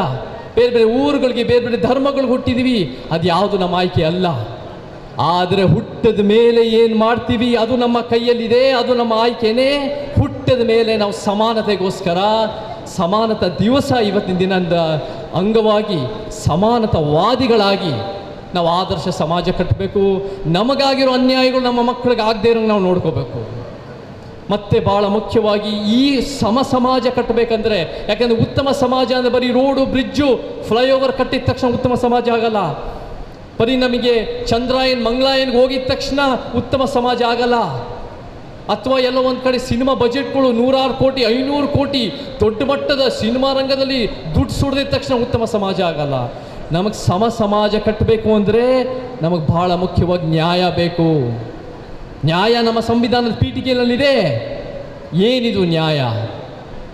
ನ್ಯಾಯ ಅಂದರೆ ಇತಿಹಾಸದ ತಪ್ಪುಗಳನ್ನು ಸರಿಪಡಿಸೋದು, ಇತಿಹಾಸನ ವೈಜ್ಞಾನಿಕವಾಗಿ ಅರ್ಥ ಮಾಡಿಕೊಂಡು ಅದರಿಂದ ಸಮಸ್ಯೆಗಳನ್ನ ಅದನ್ನು ಕಿತ್ತಾಕಿ ನಾವು ಉತ್ತಮ ಸಮಾಜ ಪಡಬೇಕು. ನ್ಯಾಯ ಅಂದರೆ ಯಾರು ಜಾಸ್ತಿ ಪಡೆದಿದ್ರೋ ಅವ್ರು ಜಾಸ್ತಿ ವಾಪಸ್ ಕೊಡಬೇಕು, ಯಾರು ವಂಚಿತರು ಜಾಸ್ತಿ ಪಡಿಬೇಕು. ಈ ನ್ಯಾಯನ ನಾವು ಅರ್ಥ ಮಾಡ್ಕೋಬೇಕು ಅಂದರೆ ಆರ್ಟಿಕಲ್ 51H ವೈಜ್ಞಾನಿಕ ಮನೋಭಾವ ಭಾಳ ಮುಖ್ಯ ಇದೆ. ನಮಗೆ ಮೂಢನಂಬಿಕೆಯ ಮ್ಯಾಜಿಕ್ ಅಲ್ಲ, ಅಂಕಿಅಂಶಗಳ ದಾಖಲೆಗಳ ಲಾಜಿಕ್ ಬೇಕಿದೆ. ಸ್ನೇಹಿತರೆ, ಇಷ್ಟೊಂದೆಲ್ಲ ನೀವು ಹೋರಾಟ ಮಾಡ್ತಾ ಇದ್ದೀರ. ನಾನು ಭಾಳ ವರ್ಷಗಳಿಂದ, ಅನೇಕ ವರ್ಷಗಳಿಂದ ಭಾಳ ಗಟ್ಟಿಯಾದ 35 ವರ್ಷದ ಒಳ ಮೀಸಲಾತಿ ಹೋರಾಟಕ್ಕೂ ನಾನು ಬೆಂಬಲ ಸೂಚಿಸ್ತಾ ಬರ್ತಾ ಇದ್ದೀನಿ. ನಮಗೆ ಖಂಡಿತ ನಮಗೆ ಜನಸಂಖ್ಯೆ ಆಧಾರದ ಮೇಲೆ ಪ್ರಾತಿನಿಧ್ಯ ಬೇಕೇ ಬೇಕು. ಅದು SC-ನಲ್ಲಿರ್ಬೋದು, ST-ನಲ್ಲಿರ್ಬೋದು, ಪ್ರವರ್ಗ 1 ಮತ್ತು 2A ಒಳ ಮೀಸಲಾತಿ ಇರ್ಬೋದು. ಪ್ರತಿಯೊಂದನ್ನು ಜನಸಂಖ್ಯೆ ಆಧಾರದ ಮೇಲೆ ಪ್ರಾತಿನಿಧ್ಯ ಬೇಕಿದೆ. ಅದೇ ಮೀಸಲಾತಿಯ ಕನಸು, ಅದೇ ಸಾಮಾಜಿಕ ನ್ಯಾಯ. ಆದರೆ ಅದನ್ನು ತರಬೇಕು ಅಂದರೆ ಹೇಗೆ ಸಾಧ್ಯ? ಹೋರಾಟ ಖಂಡಿತ ನೀವೆಲ್ಲ ಭಾಳ ಗಟ್ಟಿಯಾಗಿ ಮಾಡ್ತಾ ಇದ್ದೀರಾ. ನಾನು ಅದಕ್ಕೆ ಬೆಂಬಲ ಸೂಚನೆ. ನಮ್ಮ ಅರುಣ್ ಕುಮಾರ್ ಅವರು, ನಮ್ಮ ಭಾಸ್ಕರ್ ಪ್ರಸಾದ್ ಅವರು, ನಮ್ಮ ಎಲ್ಲ ಮಂಜುನಾಥ್ ಅವರು, ನಮ್ಮ ರಾಜು ಅವರು ಗಟ್ಟಿಯಾಗಿ ನಿಂತಿದ್ದಾರೆ. ಅದು ಹೆಮ್ಮೆಯ ವಿಚಾರ. ಜಾಗೃತಿನೂ ಬೇಕು ನಮ್ಗೆ. ಅದೇ ರೀತಿ ಎಲ್ಲ ರೀತಿ ವಿಚಾರ ತಲುಪಿಸ್ಬೇಕು. ಆದರೆ ನೀವೆಷ್ಟೇ ಹೋರಾಟ ಮಾಡಿದ್ರು, ನೀವೆಷ್ಟೇ ಗಟ್ಟಿಯಾಗಿ ನಿಂತರು, ಎಷ್ಟೇ ನ್ಯಾಯಬದ್ಧವಾಗಿದ್ದರು, ಎಷ್ಟೇ ಜನ ಸೇರಿಸಿದ್ರು, ಎಷ್ಟೇ ಮಾಧ್ಯಮದಲ್ಲಿ ಬಂದರು, ಎಷ್ಟೇ ಜನರಿಗೆ ಇದು ನಿಜ ಬೇಕು ಸತ್ಯ ಅಂತ ಗೊತ್ತಿದ್ರು, ಈ ಆಳುವ ಶಕ್ತಿಗಳಿಗೆ ಮನಸ್ಸಿಲ್ಲ ಅಂದರೆ ಮಾಡಲ್ಲ. ಅದು ಇವತ್ತಿನ ದಿನ ದುರಂತ, ಅದು ಇದರಿಂದ ವಿಪರ್ಯಾಸ, ಅದು ಇವತ್ತಿನ ದಿನ ಅನ್ಯಾಯ. ಸೊ ನಿಜವಾಗ್ಲೂ ಅದನ್ನು ಕಾರ್ಯರೂಪಕ್ಕೆ ತರಬೇಕು ಅಂದರೆ ಹೇಗೆ ಸಾಧ್ಯ? ಯಾಕಂದರೆ ನಮ್ಗೆ ಒಳ ಮೀಸಲಾತಿ ಒಂದೇ ಅಲ್ಲ ನಮಗೆ ಸಮಸ್ಯೆಗಳು, ಅದನ್ನು ನ್ಯಾಯ ತರಬೇಕಾಗಿರೋದು. ಎಲ್ಲ ರೀತಿಯೂ ನ್ಯಾಯ ಬೇಕು ನಮಗೆ. ಖಾಸಗಿ ವಲಯದಲ್ಲಿ ಮೀಸಲಾತಿ, ನಾನು ಕ್ರಿಕೆಟ್ನಲ್ಲೂ ಕೂಡ ಮೀಸಲಾತಿ ಬೇಕು ಅಂತ ನಾನು ವಿಚಾರ ಮಂಡಿಸ್ತಾ ಇದ್ದೀನಿ. ಎಲ್ಲ ವಿಚಾರಗಳಲ್ಲೂ ನಮಗೆ ನ್ಯಾಯ ಬೇಕಿದೆ. ಶಿಕ್ಷಣದ ನ್ಯಾಯ, ಆರೋಗ್ಯದ ನ್ಯಾಯ, ಎಲ್ಲ ಸಮಸ್ಯೆಗಳಿಗೂ ಬಗೆಹರಿಸಬೇಕು ಅಂದರೆ ಹೇಗೆ? ನಮಗೊಂದು ಪರಿಹಾರ ಇದೆ. ಆ ಪರಿಹಾರ ಬಾಬು ಜಗಜೀವನ್ ರಾಮು ಮಾಡಿ ತೋರಿಸಿದ್ದಾರೆ. ಆ ಪರಿಹಾರ ಬಾಬಾ ಸಾಹೇಬ್ ಅಂಬೇಡ್ಕರ್ ಮಾಡಿ ತೋರಿಸಿದ್ದಾರೆ. ಆ ಪರಿಹಾರ ತಂದೆ ಪೆರಿಯಾರ್ ಕಾಂಶಿರಾಮ್ಜಿಯವರು ಮಾಡಿ ತೋರಿಸಿದ್ದಾರೆ. ಏನದು ಪರಿಹಾರ ಅಂದರೆ ನಾವು ರಾಜಕೀಯ ಚುಕ್ಕಾಣಿ ಹಿಡಿಯೋದು, ನಾವು ಕುರ್ಚಿ ಅಲ್ಲಾಡಿಸೋರಾಗೋದು. ನಾವು ಕೂಡ political power is the master key ಅಂತ ಬಾಬಾ ಸಾಹೇಬ್ರು ಹೇಳ್ತಾರೆ. ನಾವು ಕೂಡ ನಮ್ಮ ಸಿದ್ಧಾಂತ ಅಧಿಕಾರದಲ್ಲಿರೋದು. ಇವತ್ತು ನಾವು ಅಂದರೆ ಯಾರು ಇವತ್ತಿನ ದಿನ ಪ್ರಶ್ನೆ ಬರುತ್ತೆ. ನಾವು ಅಂದರೆ ಬರೀ ನಮ್ಮ ಜಾತಿಯವರಾ? ನಾವು ಅಂದರೆ ಬರೀ ನಮ್ಮ ಊರಿನವರಾ? ನಾವು ಅಂದರೆ ಬರೀ SC ST OBCನಾ, ಮೈನಾರಿಟಿನಾ? ಅಲ್ಲ. ನಾವು ಅಂದರೆ ಯಾರು ಅಂದರೆ ನಾನು ಅವೆಲ್ಲ ಹೇಳ್ದಂಗೆ ಸಮಾನತೆ, ನ್ಯಾಯ, ವೈಜ್ಞಾನಿಕತೆ ಮತ್ತು ಸಂವಿಧಾನ ಪೀಠಿಕೆಯ ಸಿದ್ಧಾಂತ ಅಳವಡಿಸ್ಕೊಂಡಿರೋ ಮನುಷ್ಯರು. ನಾವು ಅಧಿಕಾರ ಹಿಡಿಬೇಕು. ನಾವು ಅಧಿಕಾರ ಹಿಡಿದ್ರೆ ಒಂದು ಉತ್ತಮ ಸಮಾಜ ಆಗುತ್ತೆ. ನಾವು ಅಧಿಕಾರ ಹಿಡಿದ್ರೆ ಈ ಒಂದು ಭೇದ ಭಾವನೆಯ ಸಮಾಜ. ಯಾಕಂದರೆ ನಮಗೆ ಶತ್ರು ಯಾರು? ನಮಗೆ ಶತ್ರು ಯಾವ ಜಾತಿಯವರಲ್ಲ, ನಮ್ಮ ಶತ್ರು ಯಾವ ಭಾಷಿಕರಲ್ಲ, ಯಾವ ಧರ್ಮದವರಲ್ಲ. ನಮ್ಮ ಶತ್ರು ಯಾರು ಅಂದರೆ ಈ ಅಸಮಾನತೆ ಮತ್ತು ಅನ್ಯಾಯದಲ್ಲಿ ಕೂಡಿರೋ ವ್ಯವಸ್ಥೆನೇ ನಮ್ಮ ಶತ್ರು. ಆ ಶತ್ರುನ ಕಿತ್ತಾಗಬೇಕು ಅಂದರೆ ನಾವೆಲ್ಲ 7 ಕೋಟಿ ಜನನು ಗಟ್ಟಿಯಾಗಿ ನಿಂತು ಈ ವ್ಯವಸ್ಥೆನ ನಾವೆಲ್ಲರೂ ಈ ವ್ಯವಸ್ಥೆ ವಿರುದ್ಧ ಇದ್ದೀವಿ. ಅನ್ಯಾಯದ ವ್ಯವಸ್ಥೆ, ಒಂದು ಸಮಾಜ, ನಮ್ಮ ಆದರ್ಶ ಸಮಾಜದ ಪರವಾಗಿದ್ದೀವಿ ಅಂತ ಕಟ್ಟಿದ್ರೆ ಅವಾಗ ನೋಡಿ ಸಂವಿಧಾನನ ನಿಜವಾಗ್ಲೂ ಎತ್ತಿ ಹಿಡಿಬೋದು. ಅವಾಗ ನೋಡಿ ನಮ್ಮ ಪ್ರತಿನಿಧಿಗಳು ನಮ್ಮಿಂದ ಆಯ್ಕೆ ಮಾಡಿ ನಮ್ಮ ಜನರ ಜೀವನಕ್ಕೆ ಒಳ್ಳೇದು ಮಾಡೋ ಸಾಧ್ಯತೆಗಳಿದೆ ಅಂತ ಹೇಳಕ್ಕೆ ಇಷ್ಟಪಡ್ತೇನೆ ಅಂತ ಹೇಳಿ ಕೊನೆಯದಾಗಿ ಒಂದು ಹೇಳ್ತೀನಿ. ಇವತ್ತು ನಮಗೆ ಭಾಳ ದೊಡ್ಡ ಮಟ್ಟದ ಚರ್ಚೆ ಬರ್ತಾ ಇದ್ದಾರೆ ದೇಶದ ಬಗ್ಗೆ. ದೇಶ ಪರ, ದೇಶ ವಿರೋಧ, ದೇಶ ದ್ರೋಹಿ, ದೇಶ ಭಕ್ತ, ದೇಶ ಪ್ರೇಮಿ. ದೇಶ ಅನ್ನೋ ಪರಿಕಲ್ಪನೆ ಏನದು? What is the nation? Nation is N imagination. ದೇಶ ಅಂದರೆ ಒಂದು ಕಲ್ಪನೆ, ಒಂದು ಪರಿಕಲ್ಪನೆ. ದೇಶ ಅಂದರೆ ಬರೀ ಒಂದು ಸರ್ಕಾರಗಳಲ್ಲ, ದೇಶ ಅಂದರೆ ಬರೀ ಗಡಿ ಅಲ್ಲ, ದೇಶ ಅಂದರೆ ಬರೀ ಜನ ಅಲ್ಲ, ದೇಶ ಅಂದರೆ ಒಂದು ಕಲ್ಪನೆ. ನಾವು ಯಾವ ಕಲ್ಪನೆ ಪರವಾಗಿ ಹೋಗಬೇಕು ಅಂದರೆ ಯಾವ ಬಲಪಂಥೀಯ ಹಿಂದುತ್ವ ಅಲ್ಲ, ಯಾವ ಮಧ್ಯಪಂಥೀಯ ಮನುವಾದ ಅಲ್ಲ, ಯಾವ ಎಡಪಂಥೀಯ ಕಮ್ಯುನಿಸ್ಟ್ ಅಲ್ಲ. ನಮ್ಮದೇ ಆದ ಸತ್ಯಪಂಥೀಯ ಸಮಾಜದ ಅಂಬೇಡ್ಕರ್, ಪೆರಿಯಾರ್, ಕಾಂಶಿರಾಮನ ಸತ್ಯಪಂಥದ ಸಿದ್ಧಾಂತ ನಾವು ಕಟ್ಟಬೇಕು.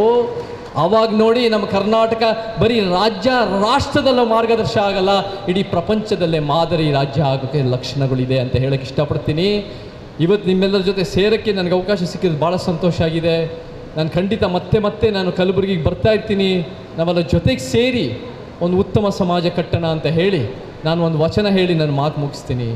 ನುಡಿದರೆ ಮುತ್ತಿನ ಹಾರದಂತಿರಬೇಕು, ನುಡಿದರೆ ಮಾಣಿಕ್ಯದ ದೀಪ್ತಿ ಅಂತಿರಬೇಕು, ನುಡಿದರೆ ಸ್ಫಟಿಕದ ಸಲಾಕಿ ಅಂತಿರಬೇಕು, ನುಡಿದರೆ ಲಿಂಗ ಮೆಚ್ಚಿ ಹೌದೌದೆನ್ನಬೇಕು, ನುಡಿಯೊಳಗಾಗಿ ನಡೆದಿದ್ದರೆ ಮೆಚ್ಚ ಕೂಡಲ ಸಂಗಮ ದೇವ.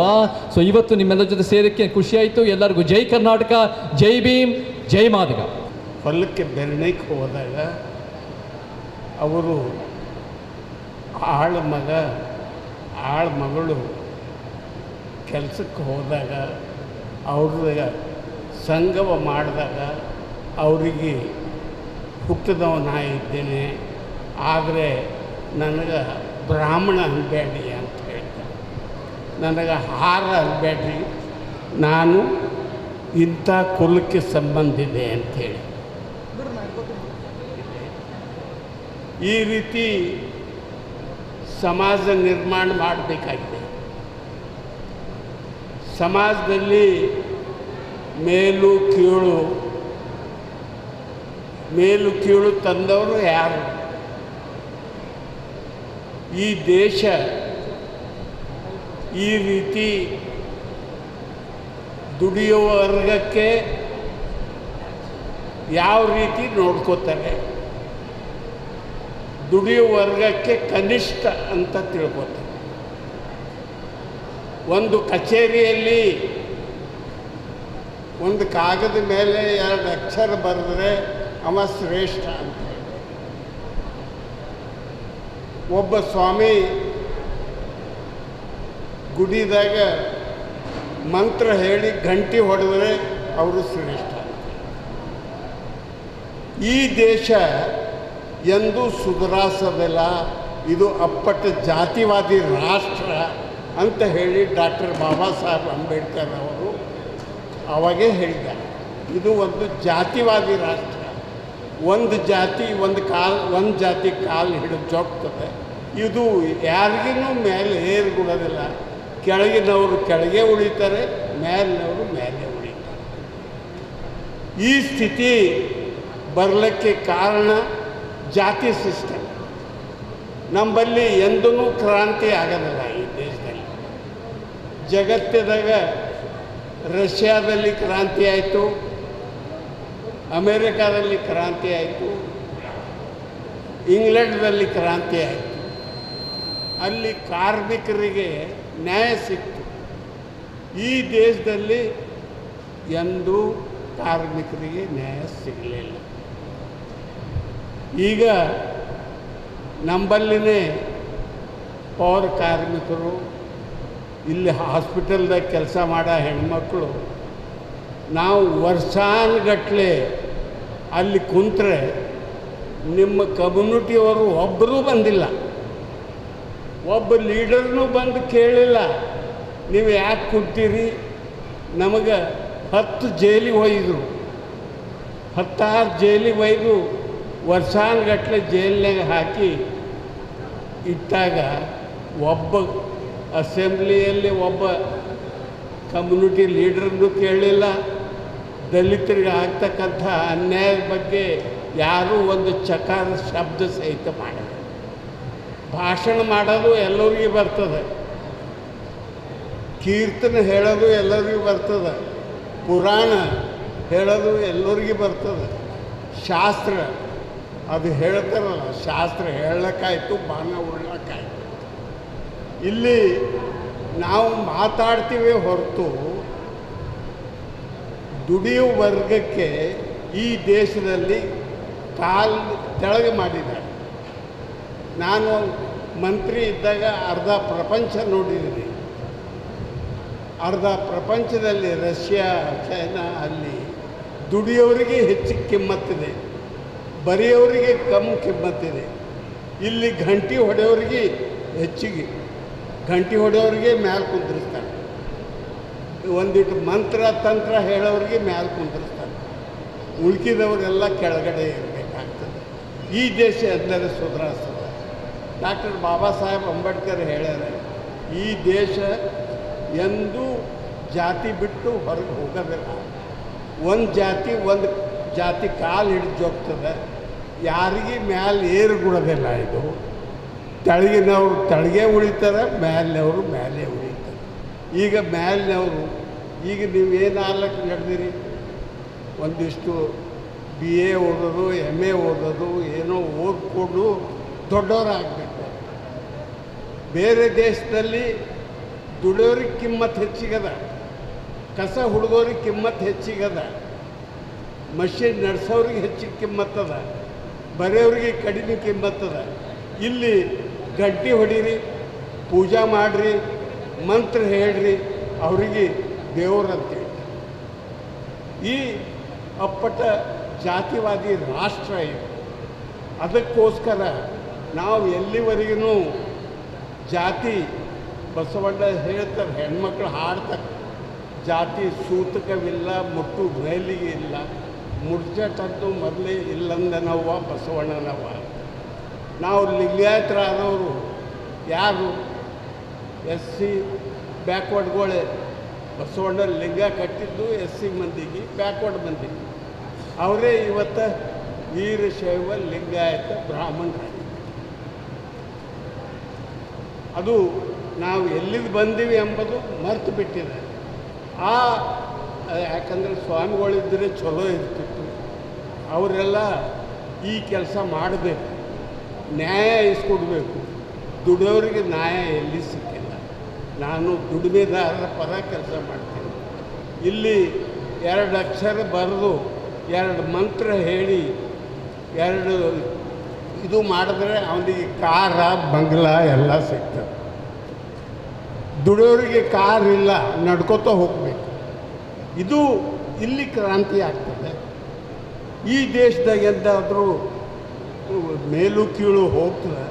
ಒಂದೇ ಜಾತಿದಾಗೆ ಅವರೇ ಮ್ಯಾಲೆ, ಇಲ್ಲಿ ಬೇರೆಯವ್ರ ಮ್ಯಾಲೆ ಬಂದಿದ್ದಾರೆ, ಕೆಳಗೆ ನೀವು ಕೂತೀವಿ. ಒಂದೇ ಜಾತಿ ಇದ್ದರೂ ಕೂಡ ಮೇಲು ಕೀಳು. ನಾವು ಯಾರಿಗೆ 2 ಪುಸ್ತಕ ಓದಿ ಮ್ಯಾಲೆ ಬಂದರೆ ಅವರು ದೊಡ್ಡವರು, ಅವ್ರು ನಾಜೂಕ್ ಅದಾರ, ಅವ್ರು ಓದಿ ಬರ್ದವ್ರ. ಓದಿ ಬರಲಾರ್ದವ್ರು ಕೀಳು, ಓದಿ ಬರಲಾರ್ದವ್ರು ಕೀಳು. ಅವರು ಯಾವ ಕೆಲಸ ಕೊಟ್ಟರು ಮಾಡಬೇಕು. ಅವು ಕೆಸರಾಗಿ ಮಾಡಬೇಕು, ಇದ್ರೊಳಗೆ ಮಾಡಬೇಕು, ಮಣ್ಣಾಗಿ ಮಾಡಬೇಕು, ಎಲ್ಲ ಮಾಡಬೇಕು. ಇಲ್ಲ, ಇದು ಅಂಬೇಡ್ಕರೇ ಹೇಳಿದ್ದಾರೆ, ಎಲ್ಲ ಕೂತರು ನನಗೆ ಧೋಕ ಮಾಡಿದವರು ನನ್ನ ಜಾತಿಯವರೇ. ಯಾರು ಅಂದ್ರೆ ಓದು ಬರೆದವರು. ಇವರಂಥ ನೀಚರು, ವಂಚಕರು, ಮೋಸಗಾರರು ಮತ್ತೊಬ್ಬರಿಲ್ಲ. ಇದು ನೀವು ಅರ್ಥ ಮಾಡಿಕೊಳ್ಬೇಕು. ಯಾಕಂದರೆ ನಾನು ದುಡಿಯೋ ವರ್ಗದಲ್ಲೇ ಕೆಲಸ ಮಾಡ್ತೀನಿ. ನನಗೆ ಕಾರ್ಪೊರೇಷನ್ ಎದುರು 5 ವರ್ಷ ಕುಂತರೆ ನಿಮ್ಮ ಪೈಕಿದಾಗ ಒಬ್ಬರೂ ಬಂದು ಸಪೋರ್ಟ್ ಮಾಡಲಿಲ್ಲ. ಇಲ್ಲಿ ಹಾಸ್ಪಿಟಲ್ನವ್ರು ಕುಂತಾರೆ, 2 ವರ್ಷ ಅಲ್ಲಿ ಕುಂತರೆ ಒಬ್ಬರು ಬಂದು ನೋಡ್ಲಿಕ್ಕೆ ತಯಾರು. ಭಾಷಣ ಮಾಡ್ಲಿಕ್ಕೆ ಬರ್ತದೆ, ಭಾಷಣ ಮಾಡೋದು ದೊಡ್ಡದಲ್ಲ. ಕೃತಿಯಲ್ಲಿ ತರ್ತಕ್ಕಂಥ ಕೆಲಸ ಸಮಾಜ ಎಲ್ಲಿವರೆಗೂ ಮಾಡೋದಿಲ್ಲ. ಇವರು ನೀವು ದಲಿತರಲ್ಲ, ದುಡಿಯೋ ವರ್ಗ ಕನಿಷ್ಠ ಅಲ್ಲ. ಕನಿಷ್ಠ ಯಾರು ದುಡಿತಾರೆ ಆ ದುಡಿದವನಿಗೆ ಮೇಲೆ ಅವ ತಿಂತಾನೆ ಕುಂತು. ಆ ಕುಂತು ತಿನ್ನೋರಿಗೆ ಪಾಠ ಕಲಿಸ್ಬೇಕಾಗಿದೆ. ನಾವು ಸಾಯಬೇಕೇ ಹೊರತು ಯಾವುದೇ ರೀತಿಯಿಂದ ಕಾಂಪ್ರಮೈಸ್ ಆಗಬಾರ್ದು. ಈ ಮುಂದುವರೆದ ಜನರು ಕೂಡ, ಮುಂದುವರೆದ ಜಾತಿಗಳು ಕೂಡ ಕಾಂಪ್ರಮೈಸ್ ಆಗಬಾರ್ದು. ಬಸವಣ್ಣ, ನಾವು ಲಿಂಗಾಯತರಾದವ್ರು ಯಾರು? ಬಸವಣ್ಣ ಏನಂತ, ಅಪ್ಪ ನಮ್ಮ ಮಾದರ ಚೆನ್ನಯ್ಯ, ಬೊಪ್ಪ ನಮ್ಮ ಡೋಹರ ಕಕ್ಕಯ್ಯ. ಅವರಿಬ್ಬರು ದಾಸಿಯ ಮಗ ದಾಸಿಯ ಮಗಳು ಹೊಲಕ್ಕೆ ಬೆಳ್ಳಿಗೆ ಹೋದಾಗ, ಅವರು ಸಂಗಮ ಮಾಡಿದಾಗ ಅವರಿಗೆ ಹಾದರು ಕೊಟ್ಟಿದವನಾಗಿದ್ದೀನಿ ಹೊರತು ನನಗೆ ಬ್ರಾಹ್ಮಣ ಅನ್ಬೇಡ, ನನಗೆ ಹಾರ ಅನ್ಬೇಡ. ಈಗ ಎಲ್ಲರೂ ಹಾರೇ ಹಾಲತ್ತೀವಿ, ಎಲ್ಲರೂ ಬ್ರಾಹ್ಮಣ ಹಾಲಕ್ಕೆ ನಡೆದಾರೆ. ಅದು ಬಿಡಬೇಕು. ದುಡಿಲಿಕ್ಕೆ ಪ್ರಯತ್ನ ಮಾಡಿ, ದುಡಿದವರು ಹಕ್ಕು ಬೇಡಲಿಕ್ಕೆ ಪ್ರಯತ್ನ ಮಾಡಿ. ಈ ರೀತಿ ಎಲ್ಲಿವರೆಗೂ ಹಕ್ಕು ಸಿಗೋದಿಲ್ಲ ಅಲ್ಲಿವರೆಗೂ ನೀವೇನು ಮಾಡಿದ್ರು ದೈವ ದೇವರು ಧರ್ಮ ಅದು ಬಡವರಿಗೆ ಇಟ್ಟಾರೆ. ನಿಮ್ಮ ದೈವದ ಮುಂದಿನ ಜನ್ಮ ಅಂತ, ಮುಂದಿನ ಜನ್ಮದಾಗ ಚಲೋ ಆಗ್ತದೆ, ಈಗ ಈ ಪಾಪ ತೊಳಿತದ. ಇವ್ರಿಗೆ ಪಾಪ ಇರಲ್ಲ, ಕುಂತಿನವ್ರಿಗೆ ಅವ್ರು ಮಜಾದಾಗ ಮಾಡ್ಕೋತಾರೆ. ಯಾಕಂದರೆ ನಿಮಗೆ ಗುರ್ತಿಲ್ಲ, ನಾನು MSK ಮಿಲ್ನಾಗ ಕೆಲಸ ಮಾಡ್ತಿದ್ದ.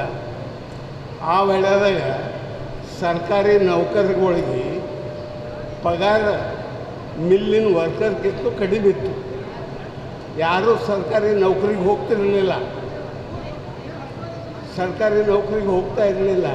ಈ ಇಂದಿರಾ ಗಾಂಧಿ, ಈ ನರಸಿಂಹರಾವ್ ಬಂದರು. Second pay commission, third pay commission, fourth pay commission.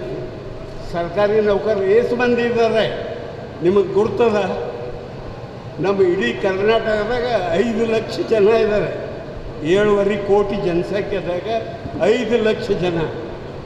5 lakh ಜನರಿಗೆ ನಮ್ಮ ಬಜೆಟದು 60% ಅವ್ರಿಗೆ ಪಗಾರ ಪೆನ್ಷನ್ ಕೊಡ್ತಾರೆ. ಇದು ಕ್ರಾಂತಿ ಎಬ್ಬಿಸ್ರಿ ನೀವು. ಅದು ಬಿಟ್ಟು ಬೇರೆ ಬೇರೆ ಯಾವುದೋ ಮಾತು ಹೇಳೋದು, ದೈವ, ದೇವರು, ದುಡ್ಡು ಇವೆಲ್ಲ ಎಲ್ಲಿ ಇಲ್ಲ. ಅದಕ್ಕೋಸ್ಕರ ನೀವು ನಿಮ್ಮ ಹಕ್ಕನ್ನು ನಿಮ್ಮ ಹಕ್ಕು ಪಡಿಬೇಕು. ನಾವು ಮೊದಲ ಸರ್ಕಾರಿ ನೌಕರಿಗೆ ಹೋಗ್ತಿರಲಿಲ್ಲ, 60 ರೂಪಾಯಿ ಪಗಾರ ಇತ್ತು. ನಮ್ಮ MSK ಮಿಲ್ ವರ್ಕರ್ಗಳಿಗೆ 100 ರೂಪಾಯಿ ಪಗಾರ ಇತ್ತು. 100 ರೂಪಾಯಿ.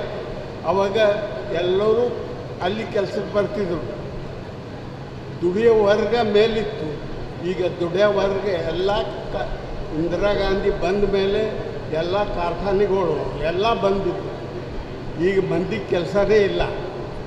ಈಗ ಕಾಂಟ್ರಾಕ್ಟ್ ಲೇಬರ್ಸ್, ಆ ಲೇಬರ್ಸ್, ಈ ಲೇಬರ್ಸ್, ಗುತ್ತಿಗೆ ಲೇಬರ್ಸ್ ಅಂತ ಹೇಳಿ ಅವ್ರ ಜೀವನ ಎಲ್ಲ ಹಾಳು ಮಾಡ್ತಾ ಇದ್ದಾರೆ. ಅದಕ್ಕೆ ನೀವು ದಲಿತ ವರ್ಗ ಇವತ್ತು ಕ್ರಾಂತಿ ಬೇಕು.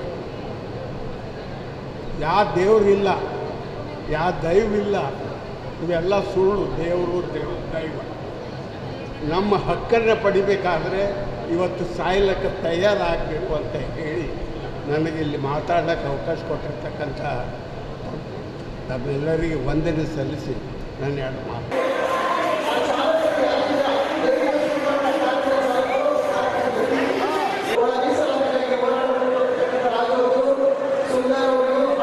ದೇಶಿಕೇಂದ್ರ ಮಹಾಸ್ವಾಮೀಜಿಗಳ ಚರಣಕ್ಕೆ ನಮಸ್ಕರಿಸಿ, ವೇದಿಕೆ ಮೇಲೆ ಸಂತೋಷ ಆಗುತ್ತೆ. ಎಲ್ಲರೂ ಸೇರಿ ಸಮಾಜದ ಮುಖಂಡರು ಇವತ್ತು ಸಮಾಜವನ್ನು ಗಟ್ಟಿಗೊಳಿಸಬೇಕು, ಸಮಾಜಕ್ಕೆ ಸಿಗಬೇಕಾದಂತಹ ನ್ಯಾಯವನ್ನು ಇವತ್ತು ಜಯಂತಿ ಉತ್ಸವದ ಜೊತೆಯಲ್ಲಿ ನಮ್ಮ ಸಮಾಜಕ್ಕೆ ಬೇಕಾಗಿರುವಂಥ ಏನು ಸವಲತ್ತುಗಳಿದ್ದಾವೆ, ಸಮಾಜಕ್ಕಾಗಿರುವಂಥ ಅನ್ಯಾಯದ ಬಗ್ಗೆ ಇವತ್ತಿನ ದಿವಸ ಅನೇಕ ವಿಚಾರಗಳನ್ನು ಇಲ್ಲಿ ಮಾತನಾಡಿದ್ದಾರೆ. ನಾನು ಈ ಸಂದರ್ಭದಲ್ಲಿ ಡಾಕ್ಟರ್ ಬಾಬೂಜಿಯವರ ಕೊಡುಗೆ ಈ ದೇಶಕ್ಕೆ ಸಿಕ್ಕಿರುವಂಥದ್ದು ನಮ್ಮ ಅದೃಷ್ಟ. ನಾವೇನು ಭಾರತೀಯರು, ನಾವೇನು ನಮ್ಮ ಮನೆಯಲ್ಲಿ ಅನ್ನವನ್ನು ಊಟ ಮಾಡ್ತಾ ಇದ್ದೇವೆ, ಯಾರ ಹೆಸರು ಹೇಳಿ ಅನ್ನ ಊಟ ಮಾಡಬೇಕು ಅಂತಂದರೆ ಡಾಕ್ಟರ್ ಬಾಬು ಜಗಜೀವನ್ ರಾಮ್ಜಿಯವರ ಹೆಸರನ್ನು ಹೇಳಿ ಇವತ್ತು ನಾವು ಊಟ ಮಾಡಬೇಕಾಗತ್ತೆ.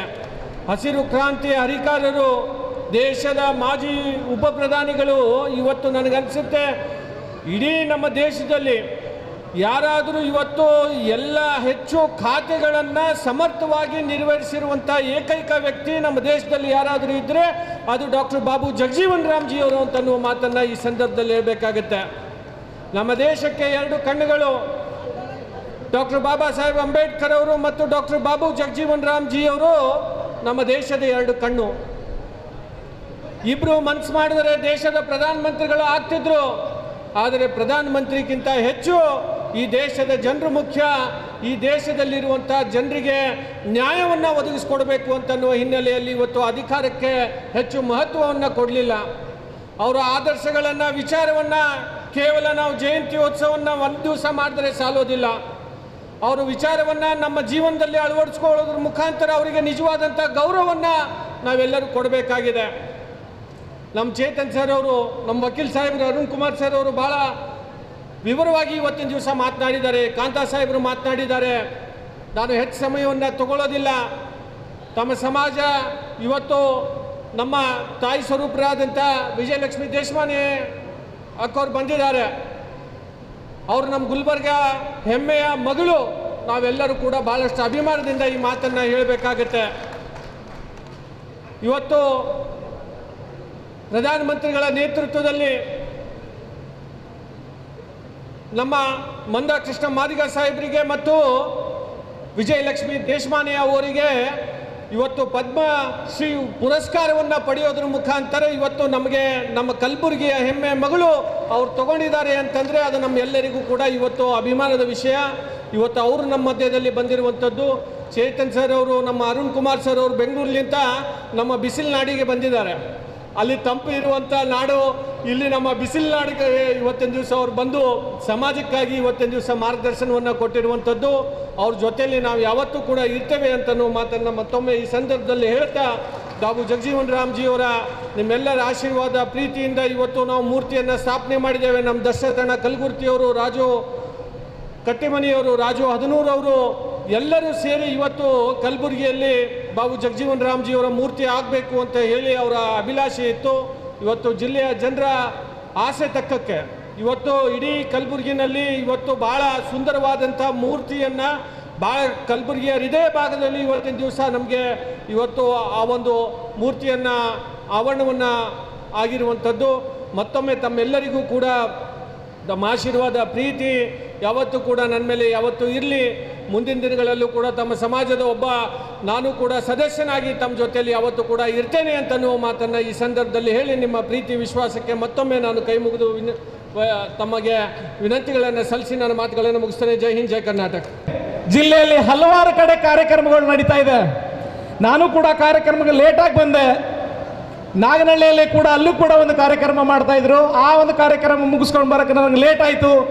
ಅದಕ್ಕೆ ಕ್ಷಮೆ ಇರಲಿ ಅಂತ ತಮ್ಮೆಲ್ಲರ ಹತ್ರ ಮೊದಲೇ ಕೇಳಿ, ವಿಸ್ತಾರವಾಗಿ ಎಲ್ಲರೂ ಕೂಡ ಮಾತಾಡಿದ್ದಾರೆ. ಇನ್ನೇನು ನಾನು ಜಾಸ್ತಿ ಮಾತಾಡಕ್ಕೆ ಹೋಗಲ್ಲ. ನಾನು ಹೇಳೋದು ಒಂದೇನೆ, ನೀವು ನಿಮ್ಮ ಮಕ್ಕಳನ್ನ ಒಳ್ಳೆ ವಿದ್ಯಾವಂತರಾಗಿ ಮಾಡ್ರಿ ಅಂತ ಹೇಳ್ತೀನಿ ಬಂಧುಗಳೇ ನಿಮಗೆ ಮೊದಲು. ಯಾಕಂದ್ರೆ ನಮ್ಮ ಸಮಾಜ ಹೆಚ್ಚಿನ ಸಮಾಜ ನಮ್ಮ ಸಮಾಜದಲ್ಲಿ ಇದ್ರೂ ಕೂಡ ನಾವು ಒಂದು ಪವರ್ಲೆಸ್ ಇದ್ದೀವಿ, ಅಧಿಕಾರದಲ್ಲಿ ಇಲ್ಲ. ಈ ಕಲ್ಯಾಣ ಕರ್ನಾಟಕದಲ್ಲಿ ಯಾರಿಗೂ ಕೂಡ ಒಂದು MLA ಟಿಕೆಟ್ ಸಿಕ್ಕಿಲ್ಲ. ಹೌದು ತಾನೇ? ಲಾಸ್ಟ್ ಜಿಲ್ಲಾ ಪಂಚಾಯತ್ ಚುನಾವಣೆಯಲ್ಲಿ ಯಾರಿಗೂ ಕೂಡ ಜಿಲ್ಲಾ ಪಂಚಾಯತ್ ಟಿಕೆಟ್ ಸಿಕ್ಕಿಲ್ಲ. ಅದು ಸಿಕ್ಕಿರೋದು ಒಂದೇ ಒಂದು ಬೈ ಎಲೆಕ್ಷನ್ ಅಲ್ಲಿ ಸೇಡಮಲ್ಲಿ ಶರಣ್ ಪ್ರಕಾಶ್ ಪಾಟೀಲ್ ಸಾಹೇಬರು ಕೊಟ್ಟರು ಅಂತ ಹೇಳ್ಬೇಕಾಗ್ತದೆ. ಕಾರ್ಪೊರೇಷನ್ ಅಲ್ಲಿ ಒಂದೇ ಟಿಕೆಟ್ ಸಿಕ್ಕಿದ್ ನಮಗೆ. ಹೌದು ತಾನೇ? ಅದು ಯಾರು? ಶರಣ್ ಪ್ರಕಾಶ್ ಪಾಟೀಲ್ ಸಾಹೇಬರು ಲಿಂಗರಾಜ್ ಅವ್ರ ಮಿಸಸ್ ಅವ್ರಿಗೆ ಕೊಟ್ಟಿದ್ರು, ಅವ್ರ ತಂಗಿಯವ್ರಿಗೆ ಕೊಟ್ಟಿದ್ದು. ನಮ್ಮ ಜನಸಂಖ್ಯೆ ಎಷ್ಟಿದೆ ಜಿಲ್ಲೆಯಲ್ಲಿ? 2.5 3 ಲಕ್ಷ ಇದ್ದೀವಿ ತಾನೇ? ಇದ್ದೀವಲ್ಲಪ್ಪ? ಮತ್ತೆ ನಮಗೆ ಅಧಿಕಾರ ಬೇಡ? ಬರ್ತಕ್ಕಂಥ ಚುನಾವಣೆಯಲ್ಲಿ, ಜಿಲ್ಲಾ ಪಂಚಾಯತ್ ಚುನಾವಣೆಯಲ್ಲಿ ಎಲ್ಲ ಕ್ಷೇತ್ರದಲ್ಲಿ ನಮ್ಮೊಬ್ಬೊಬ್ರು ಇದ್ರೆ ಮಾತ್ರ ನಾವು ಮಾದಿಗರಾಗಿ ಹುಟ್ಟಿರೋಕ್ಕೆ ಸಾಧ್ಯ ಅಂತ ಹೇಳಬೇಕಾಗ್ತದೆ ಬಂಧುಗಳೇ. ಸೋಲ್ತೀವೋ ಗೆಲ್ತೀವೋ ಅದು ನಮಗೆ ಬೇಕಾಗಿಲ್ಲ, ಬಟ್ ನಮ್ಮ ಮಾದಿಗರ ಹಕ್ಕು ನಮಗೆ ಟಿಕೆಟ್ ಬೇಕು, ಅದು ನಾವು ಪಡಿಬೇಕು. ನೀವು ಎಲ್ಲಿವರೆಗೆ ಅಧಿಕಾರ ಪಡೆಯಲ್ಲ, ಎಲ್ಲಿವರೆಗೆ ನೀವು ಸ್ಥಾನ ತಗೊಳ್ಳಲ್ಲ, ಅಲ್ಲಿವರೆಗೂ ನಿಮ್ಗೆ ಹಿಂಗೆ ತುಳಿತಾನೆ ಇರ್ತಾರೆ ಬಂಧುಗಳೇ ನಿಮ್ಮನ್ನ. ಜೊತೆಗೆ ಎಜುಕೇಶನ್ ಕೂಡ ಅಷ್ಟೇ ಇಂಪಾರ್ಟೆಂಟ್ ನಮಗೆ. ನಮ್ಮ ಬರ್ತಕ್ಕಂಥ ಭವಿಷ್ಯದ ಮಕ್ಕಳಿಗೆ ನಾವು ಎಜುಕೇಶನ್ ಕೊಡಲಿಲ್ಲ ಅಂದರೆ ಭಾಳ ಕಷ್ಟ ಆಗುತ್ತೆ. ಈಗ ತಾನೇ ಒಂದು ಕಾರ್ಯಕ್ರಮ ಮುಗಿಸ್ಕೊಂಡು ಬಂದೆ. ಬಂಕೂರು ಶಾಲೆಯಲ್ಲಿ ಕೂಡ ನಮ್ಮ ಸಮಾಜದ ಮಕ್ಕಳು ಒಬ್ಬರು ಕೂಡ ಇಲ್ಲ ಅಂತ ಹೇಳಿದ್ರು. ಶಾಬಾದ್ ಪಟ್ಟಣದಲ್ಲಿ ನಮಗೆ ಕೂಡ ಜನಸಂಖ್ಯೆ ಹೆಚ್ಚಿಗಿದೆ, ಆದರೆ ಯಾರು ಇರ್ತಕ್ಕಂಥ ಶಾಲೆಯಲ್ಲಿ ಒಬ್ಬರು ಕೂಡ ಮಾದಿಗರ ಮಕ್ಕಳು ಒಬ್ಬರು ಕೂಡ ಇಲ್ಲ ಅಂತ ನನಗೆ ಮೆಸೇಜ್ ಬಂದಿದೆ. ಯಾಕಂದರೆ ಆ ಒಂದು ವೇದಿಕೆ ಮೇಲೆ ಆ ಶಾಲೆ ಹೆಡ್ ಮಾಸ್ಟರೇ ಕೂಡ ನನಗೆ ಹೇಳಿದ್ರಿ ಈ ಮಾತಂತ ಹೇಳ್ತೀನಿ ಬಂಧುಗಳೇ. ಅದಕ್ಕೆ ಬರ್ತಕ್ಕಂಥ ದಿನಗಳಲ್ಲಿ ನಮ್ಮ ಹುಡುಗರಿಗೆ ವಿದ್ಯಾವಂತರಾಗಿ ಮಾಡಿದ್ರೆ ಮಾತ್ರ ನಿಮ್ಮನ್ನ ಇಲ್ಲಿ ಸರ್ವೈವ್ ಆಗಕ್ಕೆ ಸಾಧ್ಯ ಅಂತ ಹೇಳ್ತೀನಿ. ಒಂದು ವಿದ್ಯಾವಂತರಾಗ್ರಿ, ಒಂದು ರಾಜಕೀಯ ಚುಕ್ಕಾಣಿ ಹಿಡೀರಿ, ಇವೆರಡು ಹಿಡಿದ್ರೆ ಮಾತ್ರ ನೀವು ಸಾಧಿಸ್ತೀರ ಅಂತ ಹೇಳಿ ನನಗೇನು ಮಾತಾಡೋಕೆ ಅವಕಾಶ ಮಾಡಿಕೊಟ್ಟಿದ್ರಿ. ತಮ್ಮ ಎಲ್ರಿಗೂ ವಂದಿಸಿ 2 ಮಾತು ಮುಗಿಸ್ತೀನಿ. ಜೈ ಹಿಂದ್, ಜೈ ಕರ್ನಾಟಕ, ಜೈ ಮಾದಿಗ, ಜೈ ಮಾದಿಗ, ಜೈ ಮಾದಿಗ. ಧನ್ಯವಾದ ಬಂಧುಗಳೇ.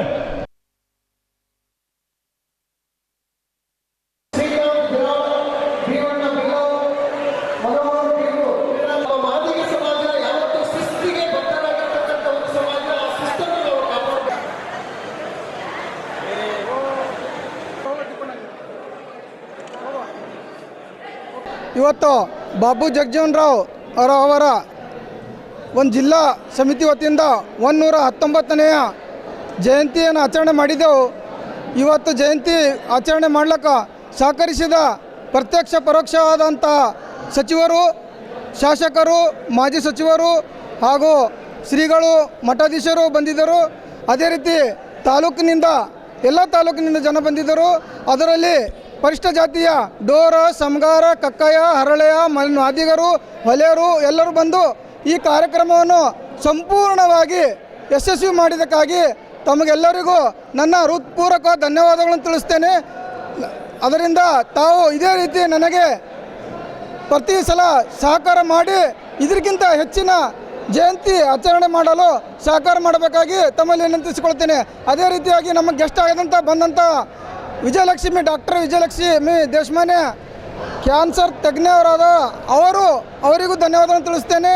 ಹಾಗೂ ನಮ್ಮ ಮೈಸೂರಿನಂಥ ಖ್ಯಾತ ವಕೀಲರಾದಂತಹ ಅರುಣ್ ಕುಮಾರ್ ಸರ್ ಅವರು ಮತ್ತು ಅವರ ಸಂಗಡಿಗರು ಹಾಗೂ ನಟ ಚೇತನ್ ಅಹಿಂಸಾ ಅವರು ಈ ಕಾರ್ಯಕ್ರಮಕ್ಕೆ ಬಂದು ಅವರ ಅನಿಸಿಕೆಗಳನ್ನು ಹೇಳಿ ಮಾದಿಗ ಸಮಾಜದ ವತಿಯಿಂದ ಇದ್ದೀನಿ, ಒಳ ಮೀಸಲಾತಿ ಪರವಾಗಿರ್ತೀನಿ, ಮುಂದೆ ಹೋರಾಟಗಳು ಏನಿರ್ತಾವ ಅದನ್ನು ತಮಗೆ ಬೆಂಬಲ ಕೊಡ್ತೀನಿ ಅಂತ ಹೇಳಿ ಸಂಪೂರ್ಣವಾಗಿ ನಮಗೆ ಸಹಕರಿಸಿದಂಥ ಎಲ್ಲ ಜಿಲ್ಲಾ, ತಾಲೂಕು ಎಲ್ಲರಿಗೂ ಧನ್ಯವಾದಗಳನ್ನು ತಿಳಿಸ್ತೇನೆ.